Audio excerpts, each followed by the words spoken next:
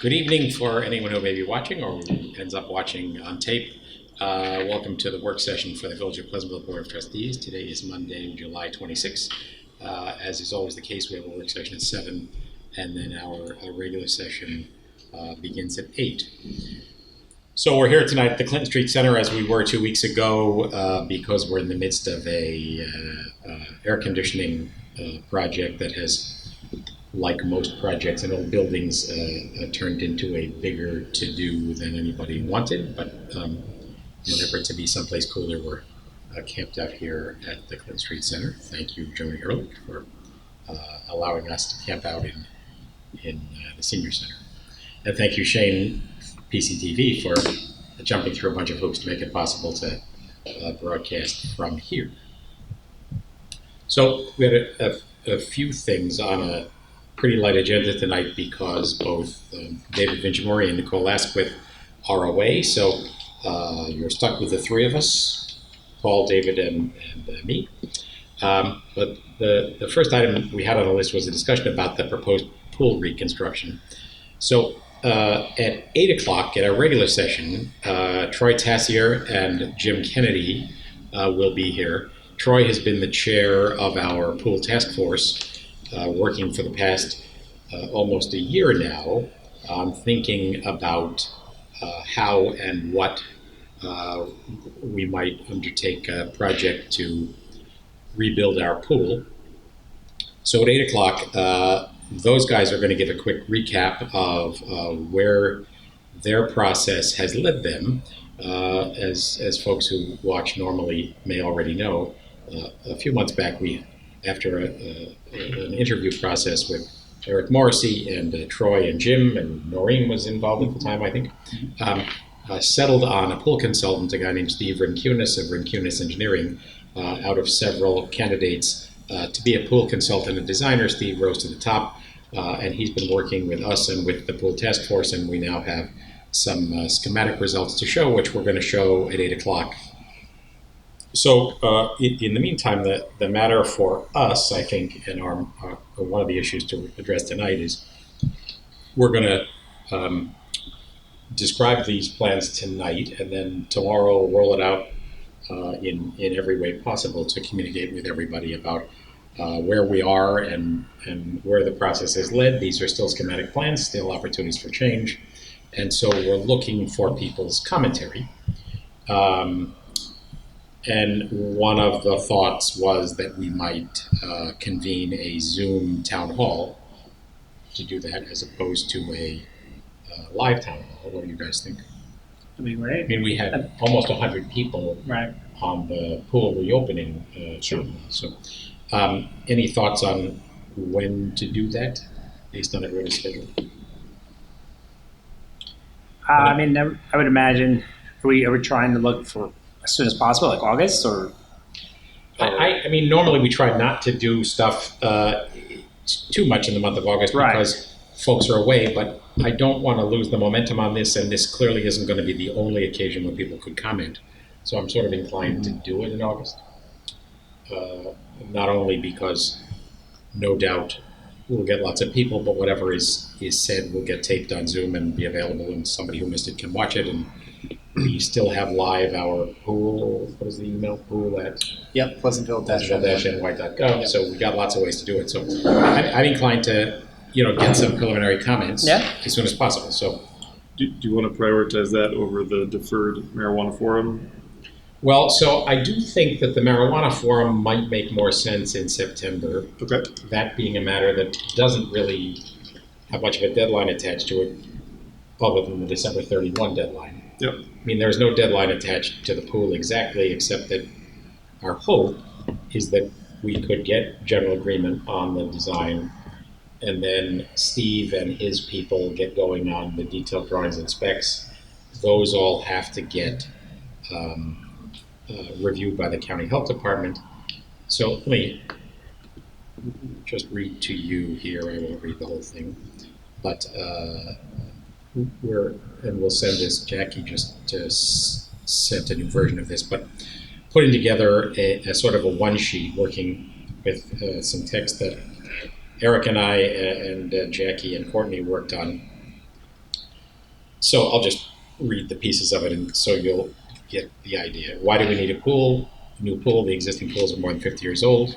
We can replace things like the liner, but the structure and the plumbing are approaching the end of their predicted life. We've engaged several different pool experts to review the facility, and their advice is clear. If we want a pool for the long-term future, the most reasonable option is to rebuild. How is the proposed design developed? I described the survey, public forums, etc. Will the new pools be the same size as the existing ones?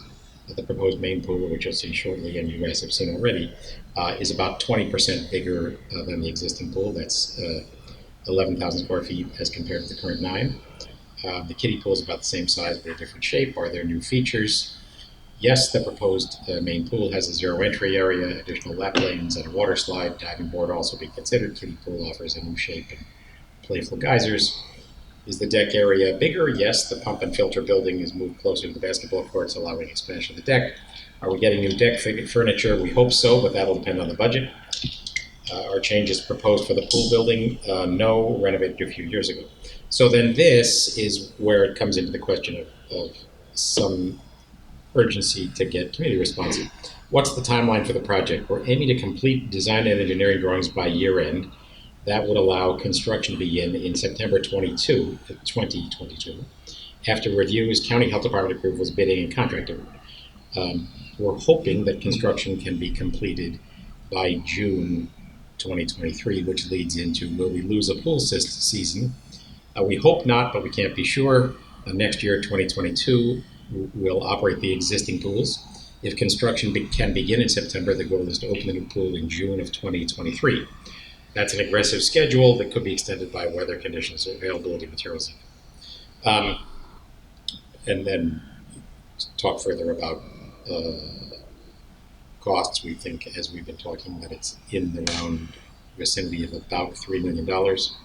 It would be funded by a bond issue and modestly increased membership fees. We're pursuing various funding options, but think the project may add about $40 to the average property owner's village taxes. Will membership fees be higher? We expect a modest increase in pool membership fees. Pricing not yet decided. Since village residents support this through property taxes, fees may be modestly higher for school district residents who live outside the village. That's not the case now, although it has been at some points in the past. What will the lifespan be? We expect many decades. Can people offer ideas and comments? Yes, we're planning an online town hall. Where can you find updates? So, long way around saying, if we can have the drawings stable in the corner end of the year, we go through the whole process, get it bid, and hopefully have a contractor lined up, ready to roll the day after the pool closes next summer. And if the gods smile on us, we might lose a piece of June, but hopefully not much. And as has been the case in the past, in June we're only open on the weekends. So, at any rate, that's the hope, but no guarantee there. So all of that suggests to me the sooner we get this out and the more widely we distribute it, the better off we are. Jim and Troy are in 3-point position. Jim is raring to go. He also, I think, is intending to undertake a private fundraising effort. Obviously, that's not going to raise $2 million, but what it might raise is make it easier to add some of the bells and whistles, niceties, replace the deck furniture, all that kind of stuff. So, in the month of August, we have our regular meetings on the 9th and the 23rd. So, have you said in the past, Michael, Mondays are generally better? You kind of block them, or what's everybody's like? It's hard to do this on a night with a board meeting because God knows how long it will go. For me personally, August 16, 17, 18, 19 are the best window. Now, the other consideration is if we have more than 2 board members there, we have a quorum for this public meeting, which means if the whole board wants to participate, we just have to notice where you physically are. Right. So what that might mean is that we're all in the meeting room, but that the meeting is via Zoom. Right. That means the public has the right to come, but I think in general it's a benefit. Most people view it as a benefit to be able to log on from home. Right. Yeah. Definitely. I mean, that week, works for me. Ideally, probably Thursday, better than 19th, but pretty open that week. Thursday the 19th, all right for you? Yeah, that's my best window. And Okay. then Well, so things tough luck, David and Nicole. Thursday the 19th. Okay. What's the time? Should we do it 7:30, 8, 7? 7 seems a little early. I think 7:30 was used. Usually it seems like we went till 9 for most of these when we've done it. Yeah. We cap it at 9 if need be. Pool Town Hall, 7:30 on Thursday, August 18th. No, 19. 19, I'm sorry. I had it 19, and I said 8. And would you like all of us in the same room, or would you like it Yeah. depends? Okay. Well, yeah. I mean, if you feel comfortable having your, if you're going to do it at Starbucks or at your house, we would just have to notice. Right. The whatever. trouble is, if it's at your house, according to this wacky law, Yeah. your home has to be listed, Right. and you have to allow people to come in your house That's right. to be with you. Look at that. Like, Wow. it's- I'm They're- going they're- to have mine at Soul Brewery. You're all welcome. There'll be 100 people with you, Paul. Right. Yeah, right. Hang out right behind me. Yeah. Serious town hall meeting. Okay. maybe we should Yeah. do it at the pool. That's right. How's the Wi-Fi? Sorry, I'm not on camera. I'm just going to ask a question. Technically, Yeah. you're all going to be at Village Hall doing Zoom. That is our operating plan. It could change. Do you have an opinion on that? I do. Are you all going to be on the same computer doing Zoom, or are you intending to be on separate computers? We could probably utilize the OWL like we did. Because were you to be sitting next to each other all on laptops, it would just be a feedback nightmare. It wouldn't work. Well, so what if we are, if we have one computer logged into Zoom and we project it through the projector? That's fine. Yep. Wouldn't that be the way to do it? Yes. And then we have to test that out. But the OWL can be a speaker for. It's a speaker for the person who's remote. Yeah. So, Yeah. yeah. So we'll try that out. Yeah, we'll get. I mean, folks can come. It's just that in the current environment, I don't think we want 80 people in Village Hall, right? And we did have 80 or 100 all in about the reopening of the pool. That doesn't necessarily mean we'll have that many on this subject, but we might have that many or more. So, I mean, based on the feedback I've gotten so far, and folks haven't seen the designs, the schematic designs, but I think people are by and large excited about it. But there certainly is a contrary view about what it might cost and whether folks feel comfortable shouldering that expense. And I think it also adds that, there's a different perspectives into what projects the village should be taking on. Because obviously we have a bunch that are kind of open up, that are kind of pending, and so I think it would be something that a lot of people are going to have an opinion on. And I think it's good that we're doing it Zoom-wise. Get a lot more viewership. Yeah. Well, and we'll get a sense through that and through the email, which we'll reiterate during the radio meeting. But anyway, the idea is that tomorrow, Jim and Troy and the task force will start rolling it out. We'll get it up on Facebook, get the whole thing rolling. That's right. And see what folks think. We have Ed's live to find out what he thinks. An advocate for the pool. All right. So, Mike, did we get resolved this whole? There was a power drop. Was that what happened?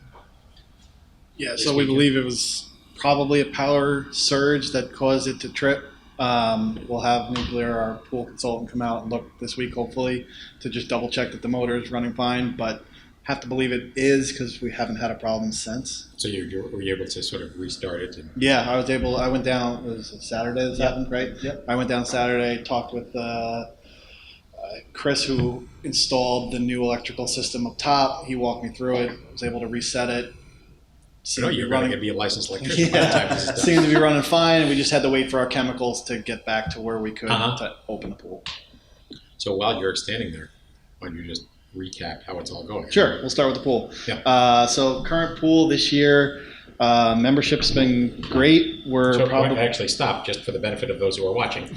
Mike Newman is a friendly and long-standing face here, but he stands here as a friendly and long-standing face wearing a new and well-deserved role as the top guy in Parks and Rec, Superintendent Newman. All right. thanks. Good, thank you. Good introduction. So yeah, this current pool membership has been increased from last 2019. About 70 memberships. That's probably about 300 individuals total.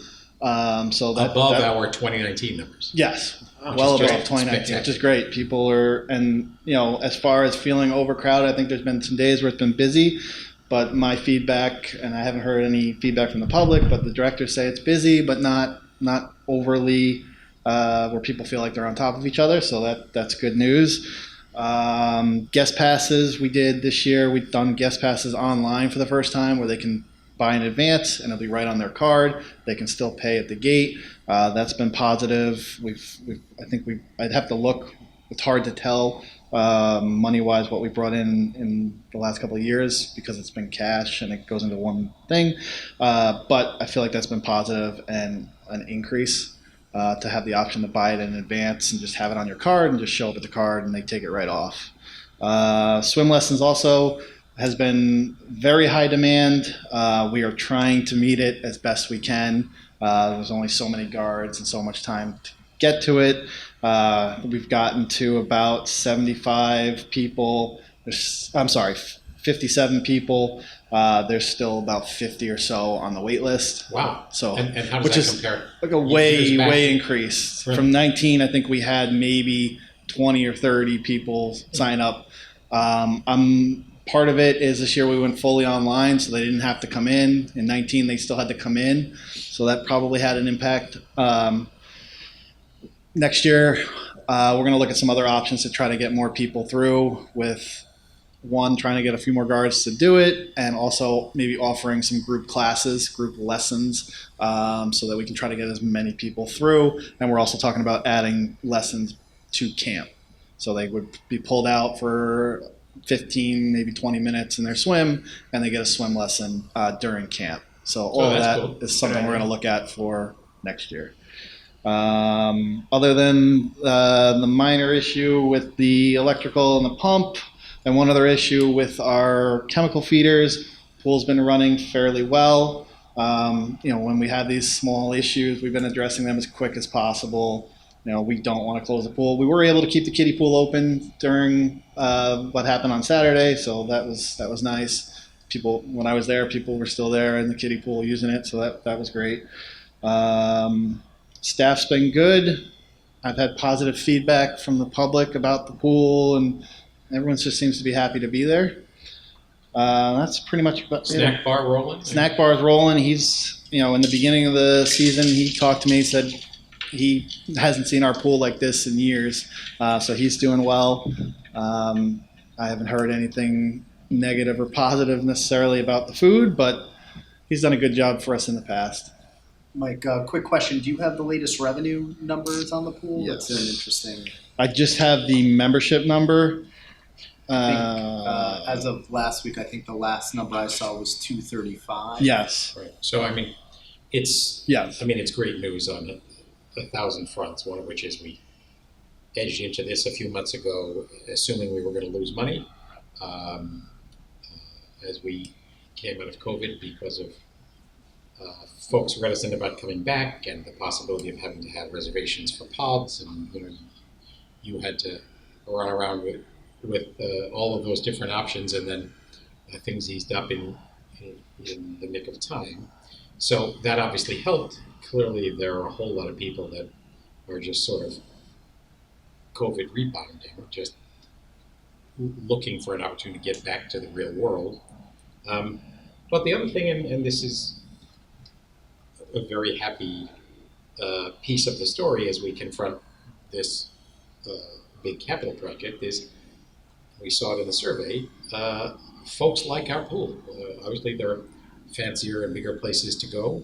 Mount Pleasant has much bigger facility, but a different vibe, and people, lots of people, really appreciate the Pleasantville pool. So that was great because it means we've got a modest revenue surplus this year, and if we can keep the wind in our sails there, that's a great position to be in as we undertake this redevelopment. Yeah, membership alone was 202, and that's up almost just under $20,000 from 2019. So, and it's up, last I looked, it's up in every category. Yes. Seniors, individual memberships, family memberships. Right. Up in every category. Yep. Do you have any idea whether the attendance at the early morning lap swimming is strong? It's been good. Actually, the director talked to me today. She said they had 6 people this morning, which is rather high. Normally they get 2 to 4. So that's been up there as well.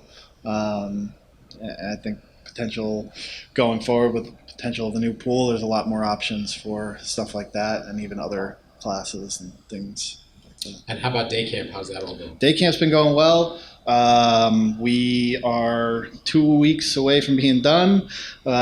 Session 1, we had about 130, which is the first 3 weeks. The second 3 weeks, about 125 campers, split up into the 2 locations. So, between 50 and 65 kids at each location. It's worked out great. Minus we had to change our drop-off pickup at Memorial. At Parkway, we moved down to Hopper Street just to try to ease the traffic in front, which was one day was a little backed up. So it's worked out well. We let all the Hopper Street residents know that we were doing this, and it's eased up, and I haven't seen a traffic issue out there since we moved down there. The pool drop-off pickups, not much you can do to tweak that. Our numbers are down, so it makes it a little easier compared to The day years camp. down. Day camp. But drop-off and pick-up there has gone smoothly as well. Overall, positive feedback from the community, parents. We brought in a couple specialty things like Grit Ninja, Magic Show, Animal Embassy. We've done some different things that we haven't done in the past, like Color Wars, Wacky Water Days, Camp Olympics. We had to reinvent camp a little bit. Our normal camp used to trip 3 days a week. So this is a little more of your traditional camp setting, and it's going really well. Both locations. It's given us a lot to think about for next year and what we can do next year, locations, trips, activities, all of the above. Counselors and staff have been great as well this year. Mike, I wanted to raise a few points in just kind of discussing for the public, because I also agree that overall, I think my son's in the camp, loves it. There were, I think, some concerns. The weather obviously didn't cooperate with us, so I wanted to address that for all the public, just because I think there's a lot. I follow the Facebook pages and I see, everyone's commenting. So I think that it's important to point out, and correct me if I'm wrong or just summarize it, but with the rain policy that came into effect, that's something that we told everyone from the beginning how it was going to be. You were going to try to obviously make a decision based on, every kind of weather report you can get, but obviously sometimes it can be off. The other part too, I think there was a lot of miscommunication, not on our end, but on just people just thinking that the camps were outside and there was no indoor places because it was COVID reason. But correct me if I'm wrong, it was really because there was no spots that we normally would have camp indoors, like the schools. Well, yeah, the COVID stuff in the beginning was probably a little bit part of it, but the bigger issue is we did not have a space to go. The school was doing work in all their buildings. They were not going to allow us in the school. We did look at some other options, but there wasn't a space within Pleasantville that made a lot of sense to bring both camps or how we're going to get there. We looked at the church right by Bedford Road School. I'm sorry. The Methodist Church. Yes, they have a fairly room, maybe a little bigger than this, but how are we getting there? And at the time, we were still talking about Soldiers as one of the locations we stopped using Soldiers. There was no easy way for us to get there, and busing COVID restrictions were still fairly complex.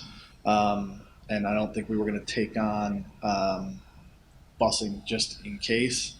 So we looked at other options. We did the best I can. The weather has. There was 2 days we made a mistake. There's no one day we made it too early. We were trying to give people a heads up. Right. It looked like it was a no doubter. It wasn't. And then the second time we were going to dismiss early. We ended up sending a message out and saying we're going to stay open because the weather has changed. We're doing our best. We're looking at the three of us are sitting. Looking at, we each have a different app. We're trying our best. We don't want to cancel, and it's not necessarily just for rain. It's the threat of thunder and lightning. Right. We just don't have anywhere to go. We can't huddle under the tent. In a worst case scenario, yeah, we're gonna get them. If something comes through, we'll figure it out. But we can't bring everyone into the rec room. It only holds, legally 57. So there's issues. Same at the pool, and we'll make do with the pool if we have to, but we're trying to avoid that. Right, and I think it's important to note all that because I think that I think most parents were appreciative of what we were trying to do, but there were some that were just like they're calling it too soon. There's no other alternatives. I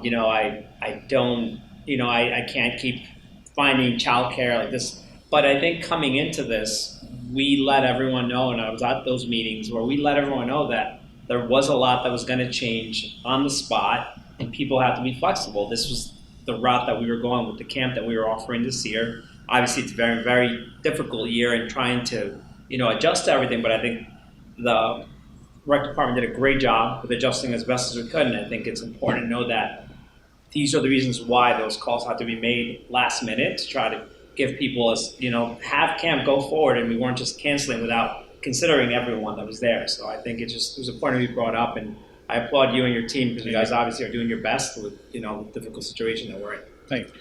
Well, and of course, we don't know what next summer looks like with the schools, but I assume it's an unusual event to have capital work going on in all three schools in the summer. So odds are we'd have access to one of the schools next year. Have we heard anything to the contrary about that? No, I have not, but I would assume the same way. Look, it's a long way off, and the issue. school may have their own set of. But I think overall they understand the importance that they play in this and are open to it. Mike, did you want to touch on Panther Club? Yeah. So Panther Club registration opened last week. Registration was pretty strong in the beginning. Right now it's kind of slowly trickling. We're at about just about 100 kids each day right now, Monday through Thursday, and Fridays, which are historically low, we're at about 80. So that's pretty close to what we've normally done. So there's room for people to continue to sign up. Our max is what? Our max is 130. Right. So it's just right at the end of July. We've got another few weeks. Right. Does school start the week after Labor Day? They start September. I want to say September 6th. Something like that. I can look it up. Whatever. Yes. It's fine. Doesn't. And we're kind of monitoring the COVID restrictions from the state, and if the school has anything that may change. So we'll update the Panther Club community as we get closer, and we have concrete information when we get closer. But right now,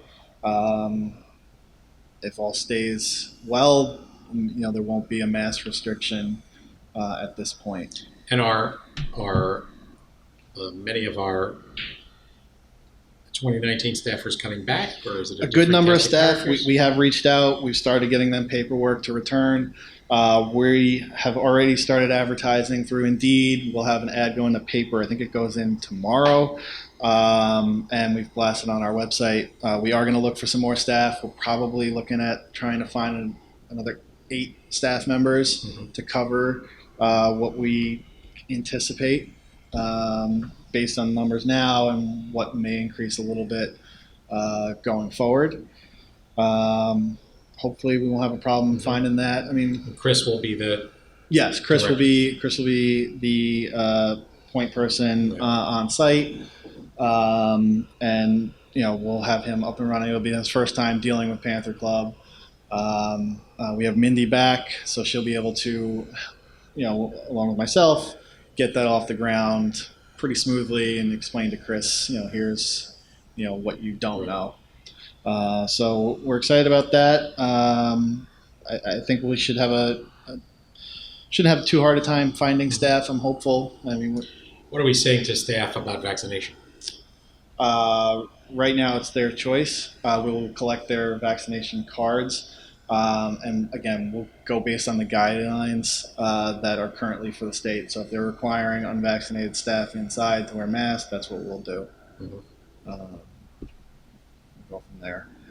I assume that's the guidance now anyway, right? Mhm. So, just speaking personally, I would push it a little harder than your choice. I would Well, put it in the category if I you say wanted that to do this. I say that because we're really. Yeah. I'm waiting to find No, I out. understand. The state's going to give us guidelines, and we've already talked with the school, and we're going to try to stay along Yeah, with we have what to they're track doing. whatever So they do. to say Understand something their- is definite. Right. I But I don't want to think change even with the minds. camp counselors, we strongly urge that the counselors Right, be and it's the same vaccinated. I think thing. that worked out When well. I mean, there's been we're on- following the guidelines with Right. camp. When they're inside, we have I think 2 staff members. They wear masks when they are inside, and they maintain some Right. distance outside. I mean, and obviously it's a fast-moving target, but I saw today that the Veterans Administration was the first federal agency to require vaccination. So, up until now, our guidance has been that it wasn't certain that public sector, what rights we had as a public sector employer. So, And we've already started, with the paperwork we're giving out. We're collecting anyone who has their vaccination card. We'll have that on record as well. So yeah, Panther Club's rolling along. Registration will stay open. In the past, we've had a wait list. I don't know if we'll get there or not, but we'll work through that like we have in the past. That's about it on Panther Club. Fall programs, we've started working and gathering programs for the fall for everything else, youth, preschool, adults. We're hoping to have the brochure out by August 24th, with registration starting up like around September 9th. Mindy and Chris are working on their different program areas and finding some new classes, bringing back some old staff, and just putting together our full brochure. We started talking and working on the Ragamuffin Parade. We'll reach out to a couple vendors to bring in some rides and have it look pretty much like it's looked in the past. Try to find some new fun things that we can add to it. But we're moving forward with that as normal. do you know from the school, maybe Shane knows, will the middle school band be up and running for the fall? Do we yet know that? Don't know that. I anticipate that we'll be wearing masks from the beginning of the school year. Uh-huh. And so I don't know. Hard to wear a mask when you're playing the trombone. So we'll see. So the fall sports season, So- everything operating the way it normally would. Yeah, I have a meeting with ASO Dad's Club and the athletic director of the school scheduled for the August 26th. We'll talk about field scheduling and what they're doing, but I anticipate them moving forward as normal. And I suppose it's too early to know whether enrollment in ASO and Dad's Club will look like it has in a normal year or be more or less. Who knows? Right? Yeah, it's probably a little early. I'd have to double check when they typically have their registration. As I have said in the past, in the desperate hunt for something good about a pandemic, it's helped the fields. That is true. They look That is really true. nice. Parkway Field has gotten a rest for sure. Yeah. But it'll Things get, happen for bad reasons. if all goes well, it'll get some use. On that point of fields, while we're talking about it, I noticed some very large equipment at Soldiers and Sailors this week. Could you tell us what that was? I didn't see any other announcements about it. So Yeah, there was some tree work done by the entrance. Some of the pine trees had to come down, so they had to get their equipment through. Unfortunately, it was so wet. They did some rutting, but our guys already had the put seed down, and they also leveled it off with the not bulldozer, but I'm drawing a blank. Leveled it off, and they'll keep working on it this week and get grass back there as soon as possible. So those are those trees along the west side up against those houses. Yes. That were okay. Same thing with where we have the tents. Underneath the tents at Parkway and at Nanahagan, they'll get out there once we take the tents down and seed it and aerate it and try to get that grass back, which shouldn't be a problem. Where we put the tents is not, especially at Parkway, is not a main sport area, so it won't impact the fields that are currently being used. While we're on Soldiers and Sailors, Jeff put together a quick design to propose to pave that little parking lot that's in the middle of Clark Street. It's always been a gravel lot. Oh, yeah. Sort of an odd circumstance where it's actually the access to the driveway of the house to the right. But we'll circulate it, and Mario has touched base with neighbors. But there have been some drainage problems there, and it's kind of a little bit of a rugged thing, and you have parents with strollers and all of that. So thinking we might even do that this year. Jeff believes he could accommodate it within the current paving budget. Right. Makes sense. Yeah, Mario. I know Mario spoke with the current homeowner, who I believe is fairly new. He would like it paved because he shares that entrance. Yeah, and we're going to reach out to a couple other residents along there and just see. Yeah, I went over there this weekend, and it's the way it's always been, but it's a bit rugged, especially pushing a stroller. And then the concern is those two trees, and we'll with, like you said, Jeff's design has some room to keep them. My concern is I just want to make sure that they'll survive. Yes. Because it will be a change of water flow. You'll be paving where the root system has now although I embedded do itself. wonder, compacted gravel over decades isn't very permeable either. So Right. that earth is pretty well packed down.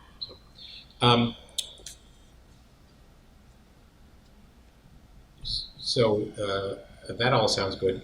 I had a conversation, and did you guys already have this conversation with the young woman who's looking for a Girl Scout Gold project and was talking about accessible playgrounds? Did you guys? Yeah. So I had a meeting with her Friday, and I actually had a follow-up email with her today, and she shifted gears. She doesn't think this is the right project for her at the time. So we were scheduled to go out to both parks next week, but she backtracked and I guess felt it wasn't the right project for her. Okay. Hopefully I didn't scare her away. Yeah, right. What it does raise, my chat with her was, pre-pandemic we had set aside some money for playground replacement, enhancement, whatever you call it. You have enough on your plate at the moment, I would say. But I would like to get back to that and think about whether there's some creative stuff we could do. And me and Eric talked a little bit. I'm going to start looking at that. I would like to have kind of a multi-year plan for all the parks, evaluate how old they are, and what money we have, and then maybe set up a plan for each park.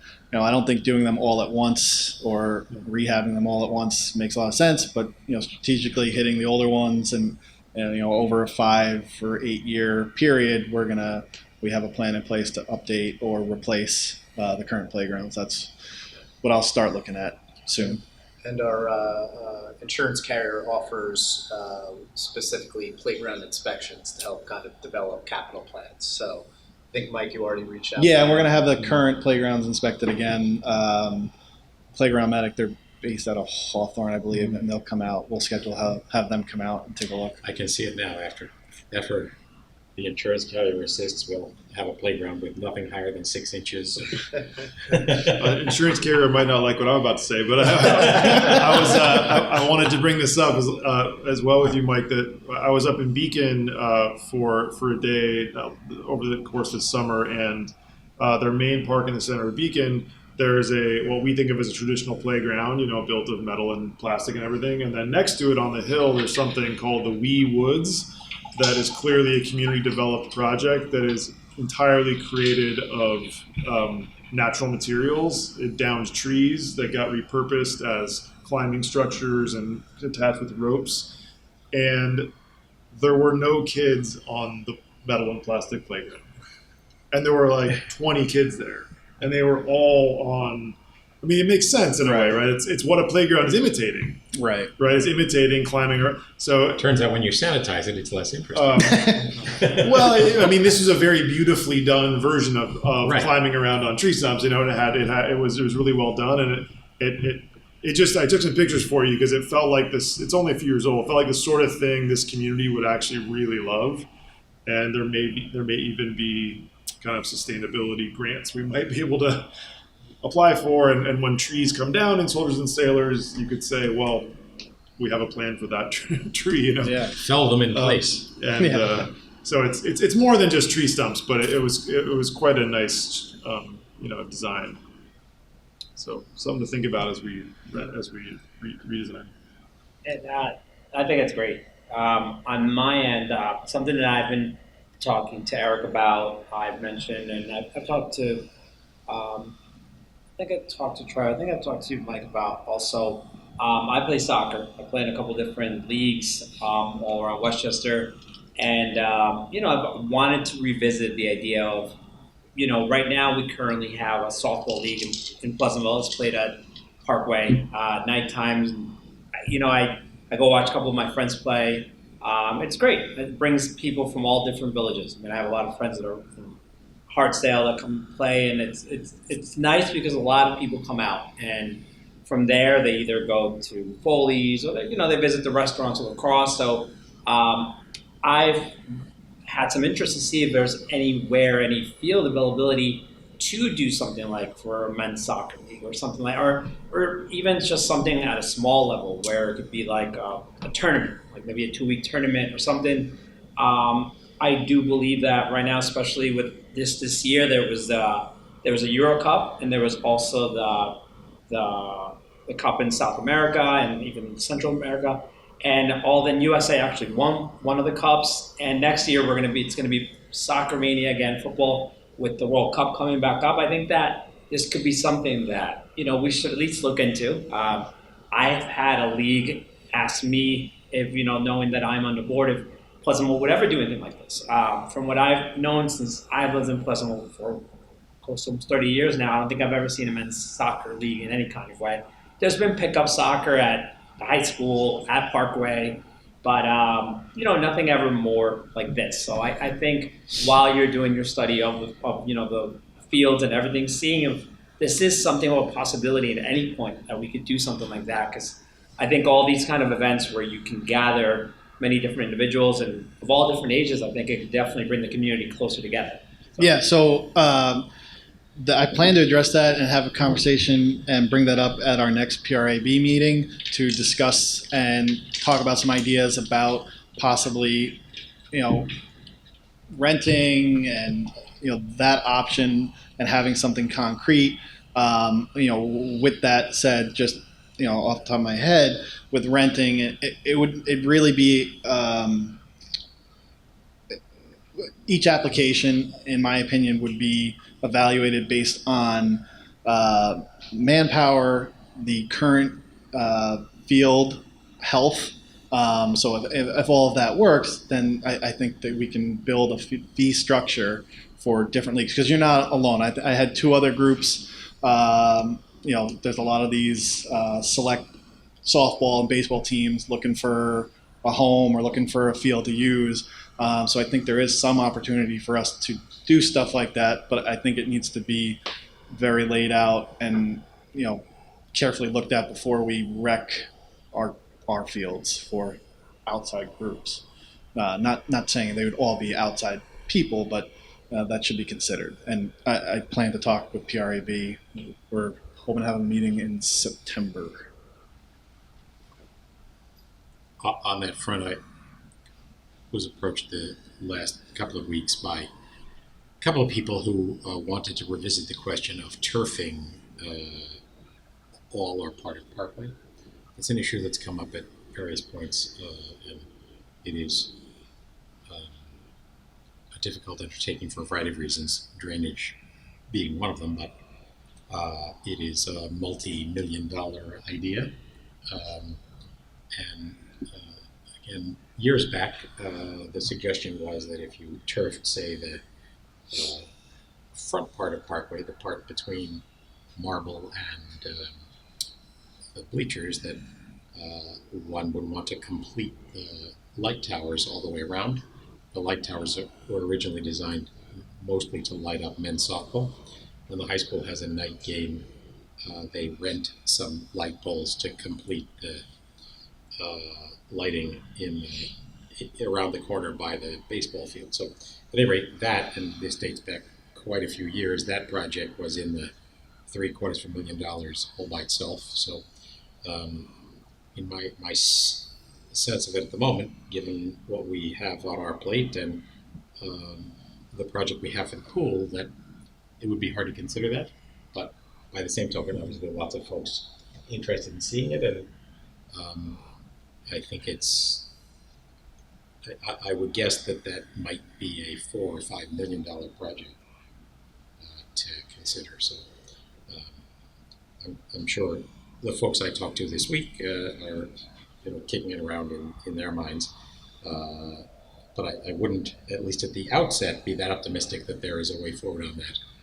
I mean, it's come across Right. to me already. I know ASOS had some issues with Parkway back, and especially closer to the sawmill, it is very tough to use that. Like we can't, Right.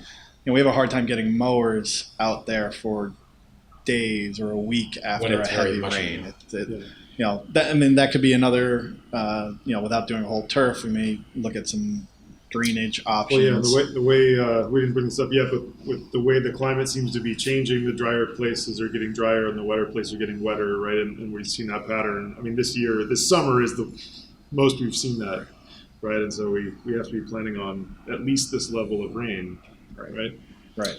Well, this project that the State Department of Transportation is doing on the Sawmill Parkway has generated all kinds of issues, not the least of which obviously are traffic, but it engendered some complaints by the neighbors about noise, about impacts, about both construction impacts and long-term impacts, but also opened the door to a conversation that included Senator Harkin and Assemblyman Avenatti about whether there was an opportunity for some improved drainage. It isn't by any means clear that we could really solve the dampness in that zone, but anything might help. Yeah, I know. I think Jeff had a discussion that may have been brought up about them trying to trench out a little bit where our drainage currently goes out. Right now, it pretty much kind of stands still, and that's kind of the problem. Yeah, of course, in a heavy rainstorm condition, another of the problems, and it's existing all up and down the Sawmill River, is there's no place for the water to go. Right. The river itself is at capacity, and so stuff just backs up. But obviously, day to day, if we could improve, at least get that to dry out faster, that would be good. So there was a village project. It was during John Nona's era that involved drainage back there, and I think it helped. But it's not clear that whatever network of pipes are under there are still helping all these many years later. Right. So, in a rainy season, the closer you get to the sawmill, the worse it gets, right? Oh yeah. I mean, in general, it's been a rainy summer.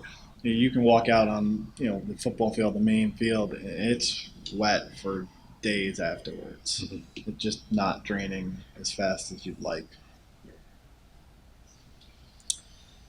I wish we had a magic wand for that one. All right, anything else? I just had one item related to farmers market in terms of porta johns. Mhm. Exciting stuff.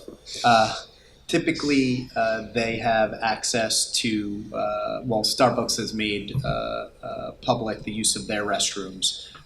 That has become more and more unreliable because Starbucks tends to close for 3 or 4 days if there's a positive case amongst their staff. I see. And they're now limiting to one bathroom. They were provided access through a private property owner for the winter months. That private property owner now has a tenant, and it looks like that's not going to be feasible. So we're looking to move money in order to fund a porta potty for every Saturday for the It would farmers come and market. go, or it would stay there and just be locked up? No, it would come and go. Yeah. Which we've done in the past. This we would just do more consistently. And we have a hand washing station as well, which Right. we own, and we, Yeah. we allow. Well, what choice do we have, right? I mean, Yeah, that's right. So I mean, the market is continuing to search for a permanent solution, somebody willing to provide that indoor access. But given the circumstances these days, it's tough. Does the coming, going, like them picking it up, does that change the cost? Because we have a campground up in the Catskills, and we have one that just sits there. And they come and service it weekly, but I think it changes it. Picking it up and dropping it off, does it change that? I'm just thinking, in that area right there, if there was something like that was available. You know, a lot of people are riding bikes or out and about, but there's a lot of kids in the area. So sometimes it's hard to go into a restaurant and ask, can I use a bathroom and things like that. Is that a possibility for it to be able to be there? To leave it permanently out there and just have it serviced, yeah, that's absolutely an option. Aesthetically, we thought it best to have it picked up on a weekly basis instead of having it out there. But that's something we can evaluate. I don't think the price changes that much. I don't think it was that Yeah, drastic because they're still coming out to service it. They're Right. not bringing it. It's essentially $90 per week to have it delivered and picked up and serviced. Okay. So But I guess the idea was just me thinking more like residents knew there was another bathroom available. right. I will say we've had intermittent trouble with, in the days when we had portalets at Parkway, for example, intermittent trouble over the years with vandalism and somebody who is amused by the idea of tipping it over. So. Not so amusing. All right. Anything else? That's all I have. Thank on you, my Mike. list. All Good right. report. Thank you. Good stuff going on, and more to come. So Thank you, Well, guys. We've put you in the path of a fire hose here, but you're doing a great job. So thank you. All right. It is 8 o'clock. So that was the end of our work session. We'll start. Good evening. Welcome to the Village Board for the Village of Pleasantville. We are beginning our regular work session. Today is Monday, July 26th. As you may have heard at our previous meeting, we're meeting today here at the Clinton Street Center because we have air conditioning problems and a big project going on at Village Hall to resolve that. So here we are at Clinton Street Center. Thank you to PCTV for making it possible to record and broadcast this. Thank you, Shane. It requires a bunch of extra efforts that are easier to accomplish at Village Hall, so that is appreciated. So our next regular meeting is in August. We meet the second and fourth Mondays, so we have regular meetings in August on the 9th and the 23rd. Tonight it's just the three of us. David Vinjamori and Nicole Asquith are away in the summer, so we have a tag team operation, but there are three of us. That's a quorum, so we can change the world tonight if we're so inclined. So I have a few announcements to make, but maybe I'll just hold on to them. We have a short group of resolutions, but the two things we have on our list tonight are, first off, to share with the community the progress that has been made with our pool task force in thinking about the reconstruction of the Pleasantville pool. And then we also have, after that, Chief Grutzner here to make his second quarterly report, which was a piece that arose out of our police reform process with the idea that the chief would come and report on what's going on in the village and in his department on a quarterly basis. And so the second quarter report is tonight. But we're going to start with the proposed pool design. We've got a bunch of folks here who've been working on it. Troy Tassier and Jim Kennedy have been, I hope, not ruining the day they agreed to take on these missions, but certainly the results that they have produced and everybody else on the task force would suggest that we got the right team on the job. So we've been through a process over the last some months, and they can fill you in a little bit. That includes a public outreach effort. You have, 12 or more people on your task force. Also did a community-wide survey that had, nearly 1,000 responses. But the short version of a long story, which they'll give you a sense of now, is that it's clear that if we want to have a pool for the next 50 years, as we have for the past 50 years, it's time to rebuild it. We're at the point where we could spend some money on the pool to stretch out its life, but it's pretty clear, and all the consultants we've had take a look at it recap this, that we've got old plumbing, old deck, old pool structure. You can put new stuff on it, and that's what we've done over the years successfully. But if you really want to keep a pool for the long haul, now's our time. So for a bunch of reasons, I do feel as though the timing is right, and Troy arrived to assist us. Jim has been involved in the pool since his kids were little, literally without any kind of a break. So what they have to show you tonight is the results of this process and the first look at a schematic design for what the pool might look like. And then we're going to roll that out to the community and invite everybody to let us know what they think and kibitz and offer whatever view they have. So welcome, Troy. Welcome, Jim. Welcome to your colleagues who have come here in support of this venture. Take it away. Well, thank you very much for inviting us to be here tonight. We appreciate the time to be able to present what we've been working on as the Pool Task Force, and also with Eric and with the board members and Noreen Regan and Mayor Scheer and whatnot. So the Pool Task Force was sort of, born early last fall.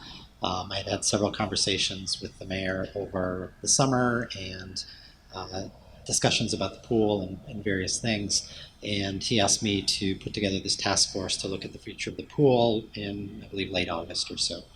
The first thing we did is we collected a group of people that we thought represented the community in a very wide-ranging sense. There were people with very young children, people that were senior citizens, people with high school kids and middle school kids and grade school kids, people that had recently moved to the village, people that had been here their whole lives. Tried to just cover everything that we could think of. And we ended up with 12 people who have been really great to work with. Many of them, some of them are here tonight. So thank you for your efforts on this.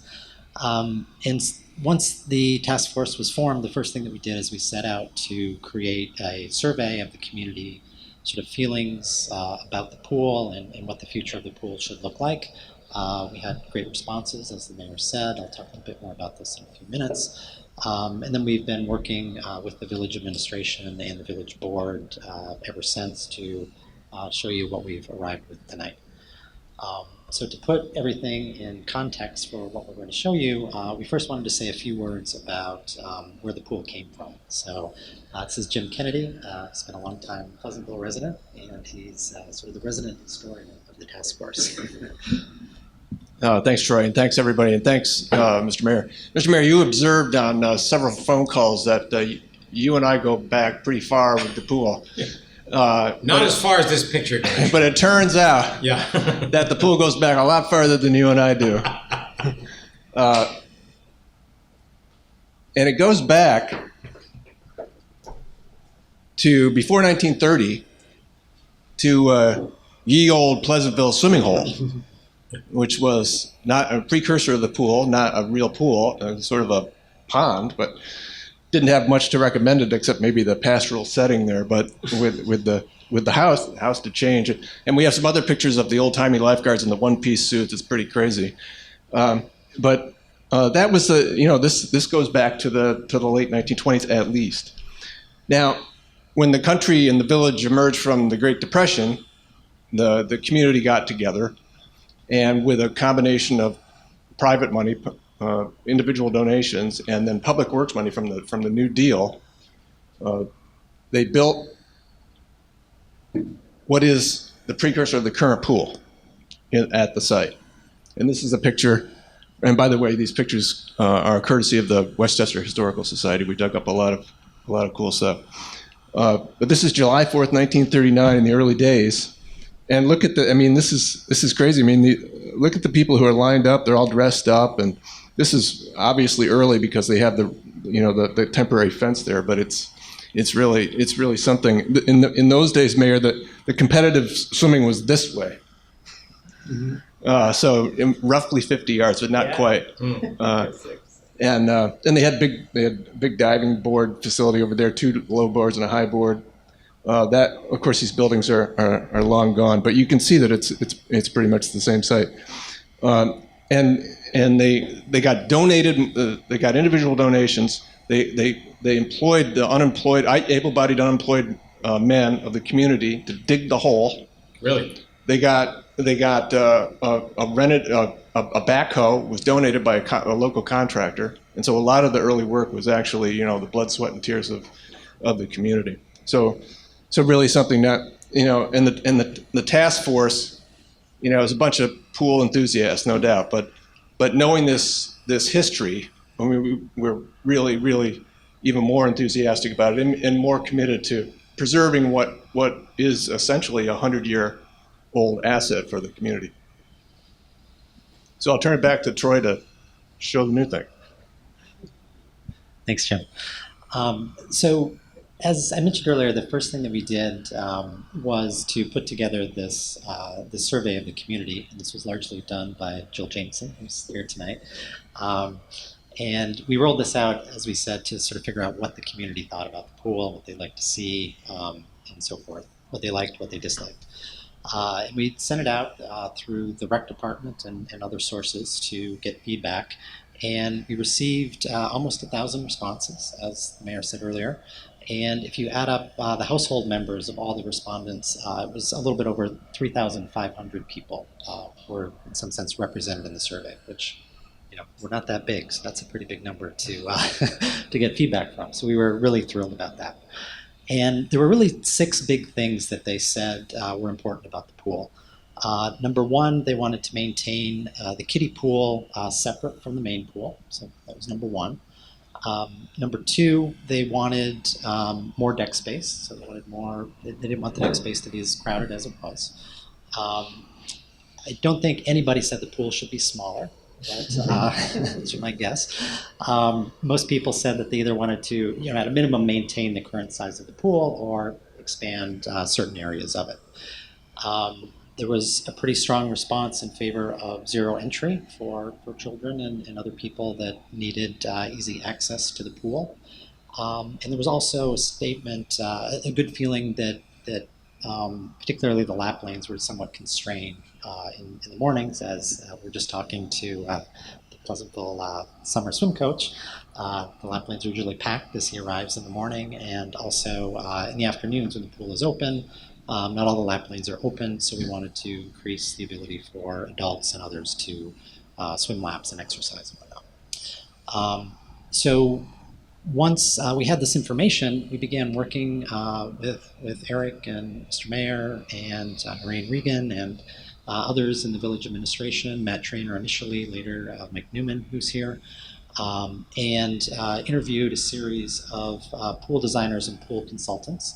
And through a process of interviews, which Jim and I were a part of as well, we narrowed it down to a man named Steve Rinkumis, who is the owner of Rimkumis Engineering out in Long Island. He has an expertise. He only works in pools. He has some local knowledge. He also works with, does some work at the Briarcliff Pool, so he was familiar in some sense with the local community here. And he's been really fabulous to work with. And so we've gone through over the 2 to 3 months or so, a series of design proposals and a whole series of making it look better and better and better until we really got to something that we were happy with. And that's what we want to show you tonight. And hopefully it meets all of the 6 goals that the community wants. So this is the layout of the pool. And I'm going to go through several things on here. So first, the shape is a little bit different. We'll talk about that in a moment. But the first thing I want to highlight is the issue that we wanted more space in general. So one of the problems with the current pool is the pump and filter rooms are all underground. We've had in the community, from my understanding, some problems with flooding, so we wanted to get that above ground. And it's also in a very awkward place. It basically sits kind of right here on the pool deck. So the first thing that we did, or that the designer did, is he moved that pool building over here closer to the basketball courts, which is essentially unusable space at the current pool. So that's sort of moving things this way.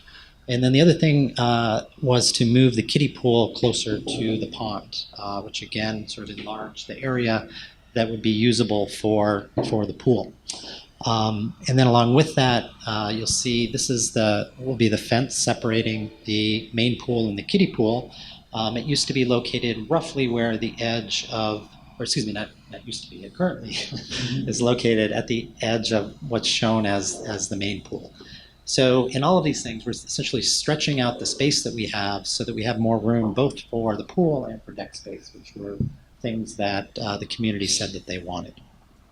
The other thing, we've sort of the designer slid the fence line a little bit closer to our property line towards the cottage school, again increasing the deck space a little bit. So that's the first thing. We've increased the design has increased the footprint of the pool. The second thing that I want to go to is the zero entry. So you'll see 3 different colors on the screen here. And in the main pool, the yellow area is the zero entry. So it's a zero entry that starts flat with the pool deck and drops down to a depth of about 3 feet 6 inches, which is the current depth of the shallowest area of our current pool. Then the blue area on the diagram is all area that is between 3 foot 6 inches and 5 feet. So those are basically the depths of the current pool that go from the shallowest point out to where the deep end of where the lap lanes start in the pool. So this blue area is all depths that are similar to, other than the deep end of the pool, similar to what we currently have. And then the orange is the area with the lap lanes, which is deep enough for diving off of starting blocks and whatnot. So the extent there is like this, that's the whole. Yeah, correct. Yeah, so it's 90 degrees to what it was previously. If you look at the areas of the pool, overall the main pool is bigger than it used to be, and we have more deck space as well. Most of the increase in the area, so it's in total about 2,000 square feet bigger than the current pool, and most of that increase is in the blue area, which is the area that I would say gets most of the use. That's where the younger kids are learning to swim and throwing balls and playing tag and all of that fun stuff that the kids do in pools. So the biggest increase is that area that is, I think, most used in the pool. Mike Newman, who's the rec director here and also runs the camp, I think I'll speak for you if you don't mind, is very excited about this relatively large zero entry area because it's a great area for younger kids to get used to the pool, to not have to go into 3 foot 6 inch water as soon as they leave the kiddie pool, but they can kind of make their way in. Mike thinks it'll be great for the camp kids as well to, again, sort of get acclimated to a little bit deeper water in a very safe manner. The competitive area is roughly the same as what it was before, other than it's been reoriented by 90 degrees. The starting blocks will go over here, and it should be, great for lap swimming, great for swim meets and whatnot. And then the other thing that we've done is this right below the orange area, there are 2 additional lap lanes that will be in approximately 5 feet of water. So those won't be lap lanes that can be used for competition or having diving blocks or things of that nature, but they can be used for lap swimming and perhaps used by the swim team, but certainly can be used by adults in the morning and other people that want to lap swim when the pool is open. And then the final thing on the main pool is I forgot one of my 6 things. Nobody let me know that I miscounted. So the 6th thing was that folks wanted was a little bit more pizzazz, right? So I think particularly the preteen set. So look around the room. I know at least a couple of people in here have recently at least had preteens that sometimes thought the Pleasantville pool was a little bit boring. So if you look at other pools in the area, the Mount Pleasant pool or some of the other community pools and private pools, Pleasantville is boring compared to those things. So in the design, we've got this great slide, which we'll show you some other pictures of, which is kind of in the back corner of the pool as you enter. So that's basically the main pool. The other piece, of course, is the kiddie pool, which is, again, over on the right. It's newly shaped to kind of match the space aesthetically. The top left and bottom right are both 0 entry. So again, that will allow the children an easy way to access into the pool. And again, to give them a little bit of pizzazz, they're probably hard to see on the diagram, but near both of the 0 entries, there are these little circles which are geysers, and they're really cool, right? We've seen pictures of them, and they kind of you can adjust sort of how high they are, but they essentially shoot water up into the air like a little fountain. They can be really low, or they can be, I'm not sure what the maximum height is, but they're something that the kids can splash around in and have some fun with. And then we also currently have in the middle. You'll see something that kind of looks like a star is one of these like bucket dump things where the water fills into the buckets and then eventually the center mass tips and it dumps the water on the kids and they all run away screaming and have lots of fun with things. Oh yes, and the maximum depth on the far right there is 1.5 feet, which I believe is the deepest that's allowed by code for the kiddie pools. And did I miss anything, Jim? No, I think the thing to say about this design is that it can accommodate multiple use cases all at once. And the current pool is a big square. And this... No pun intended. No pun intended. Yeah. And now we've got this cool new shape where, you've got the 0 entry. People can walk with their little kids in, holding hands. Adults can stand up to their knees and have a conversation. Kids can play here. They can shoot the baskets here. They can have fun in the slide. It's out of the way. And you got all this competitive area. And the competitive area now is in full view of the fans. And when the kids graduate from here, they've got this big 0 entry to ease on into the bigger pool later. So it's really got a flow to it and multiple use cases all at once when the thing is full in the middle of the summer. And the 0 entry is also beneficial to everybody, older folks, people who are got a permanent or short-term disability, whatever, and allows us to get rid of the sort of chair lift thing that requires assistance. Folks can come and participate on their own. Yeah, correct. Yeah. All right, so show them what it looks like. Yeah. So this is the big reveal here.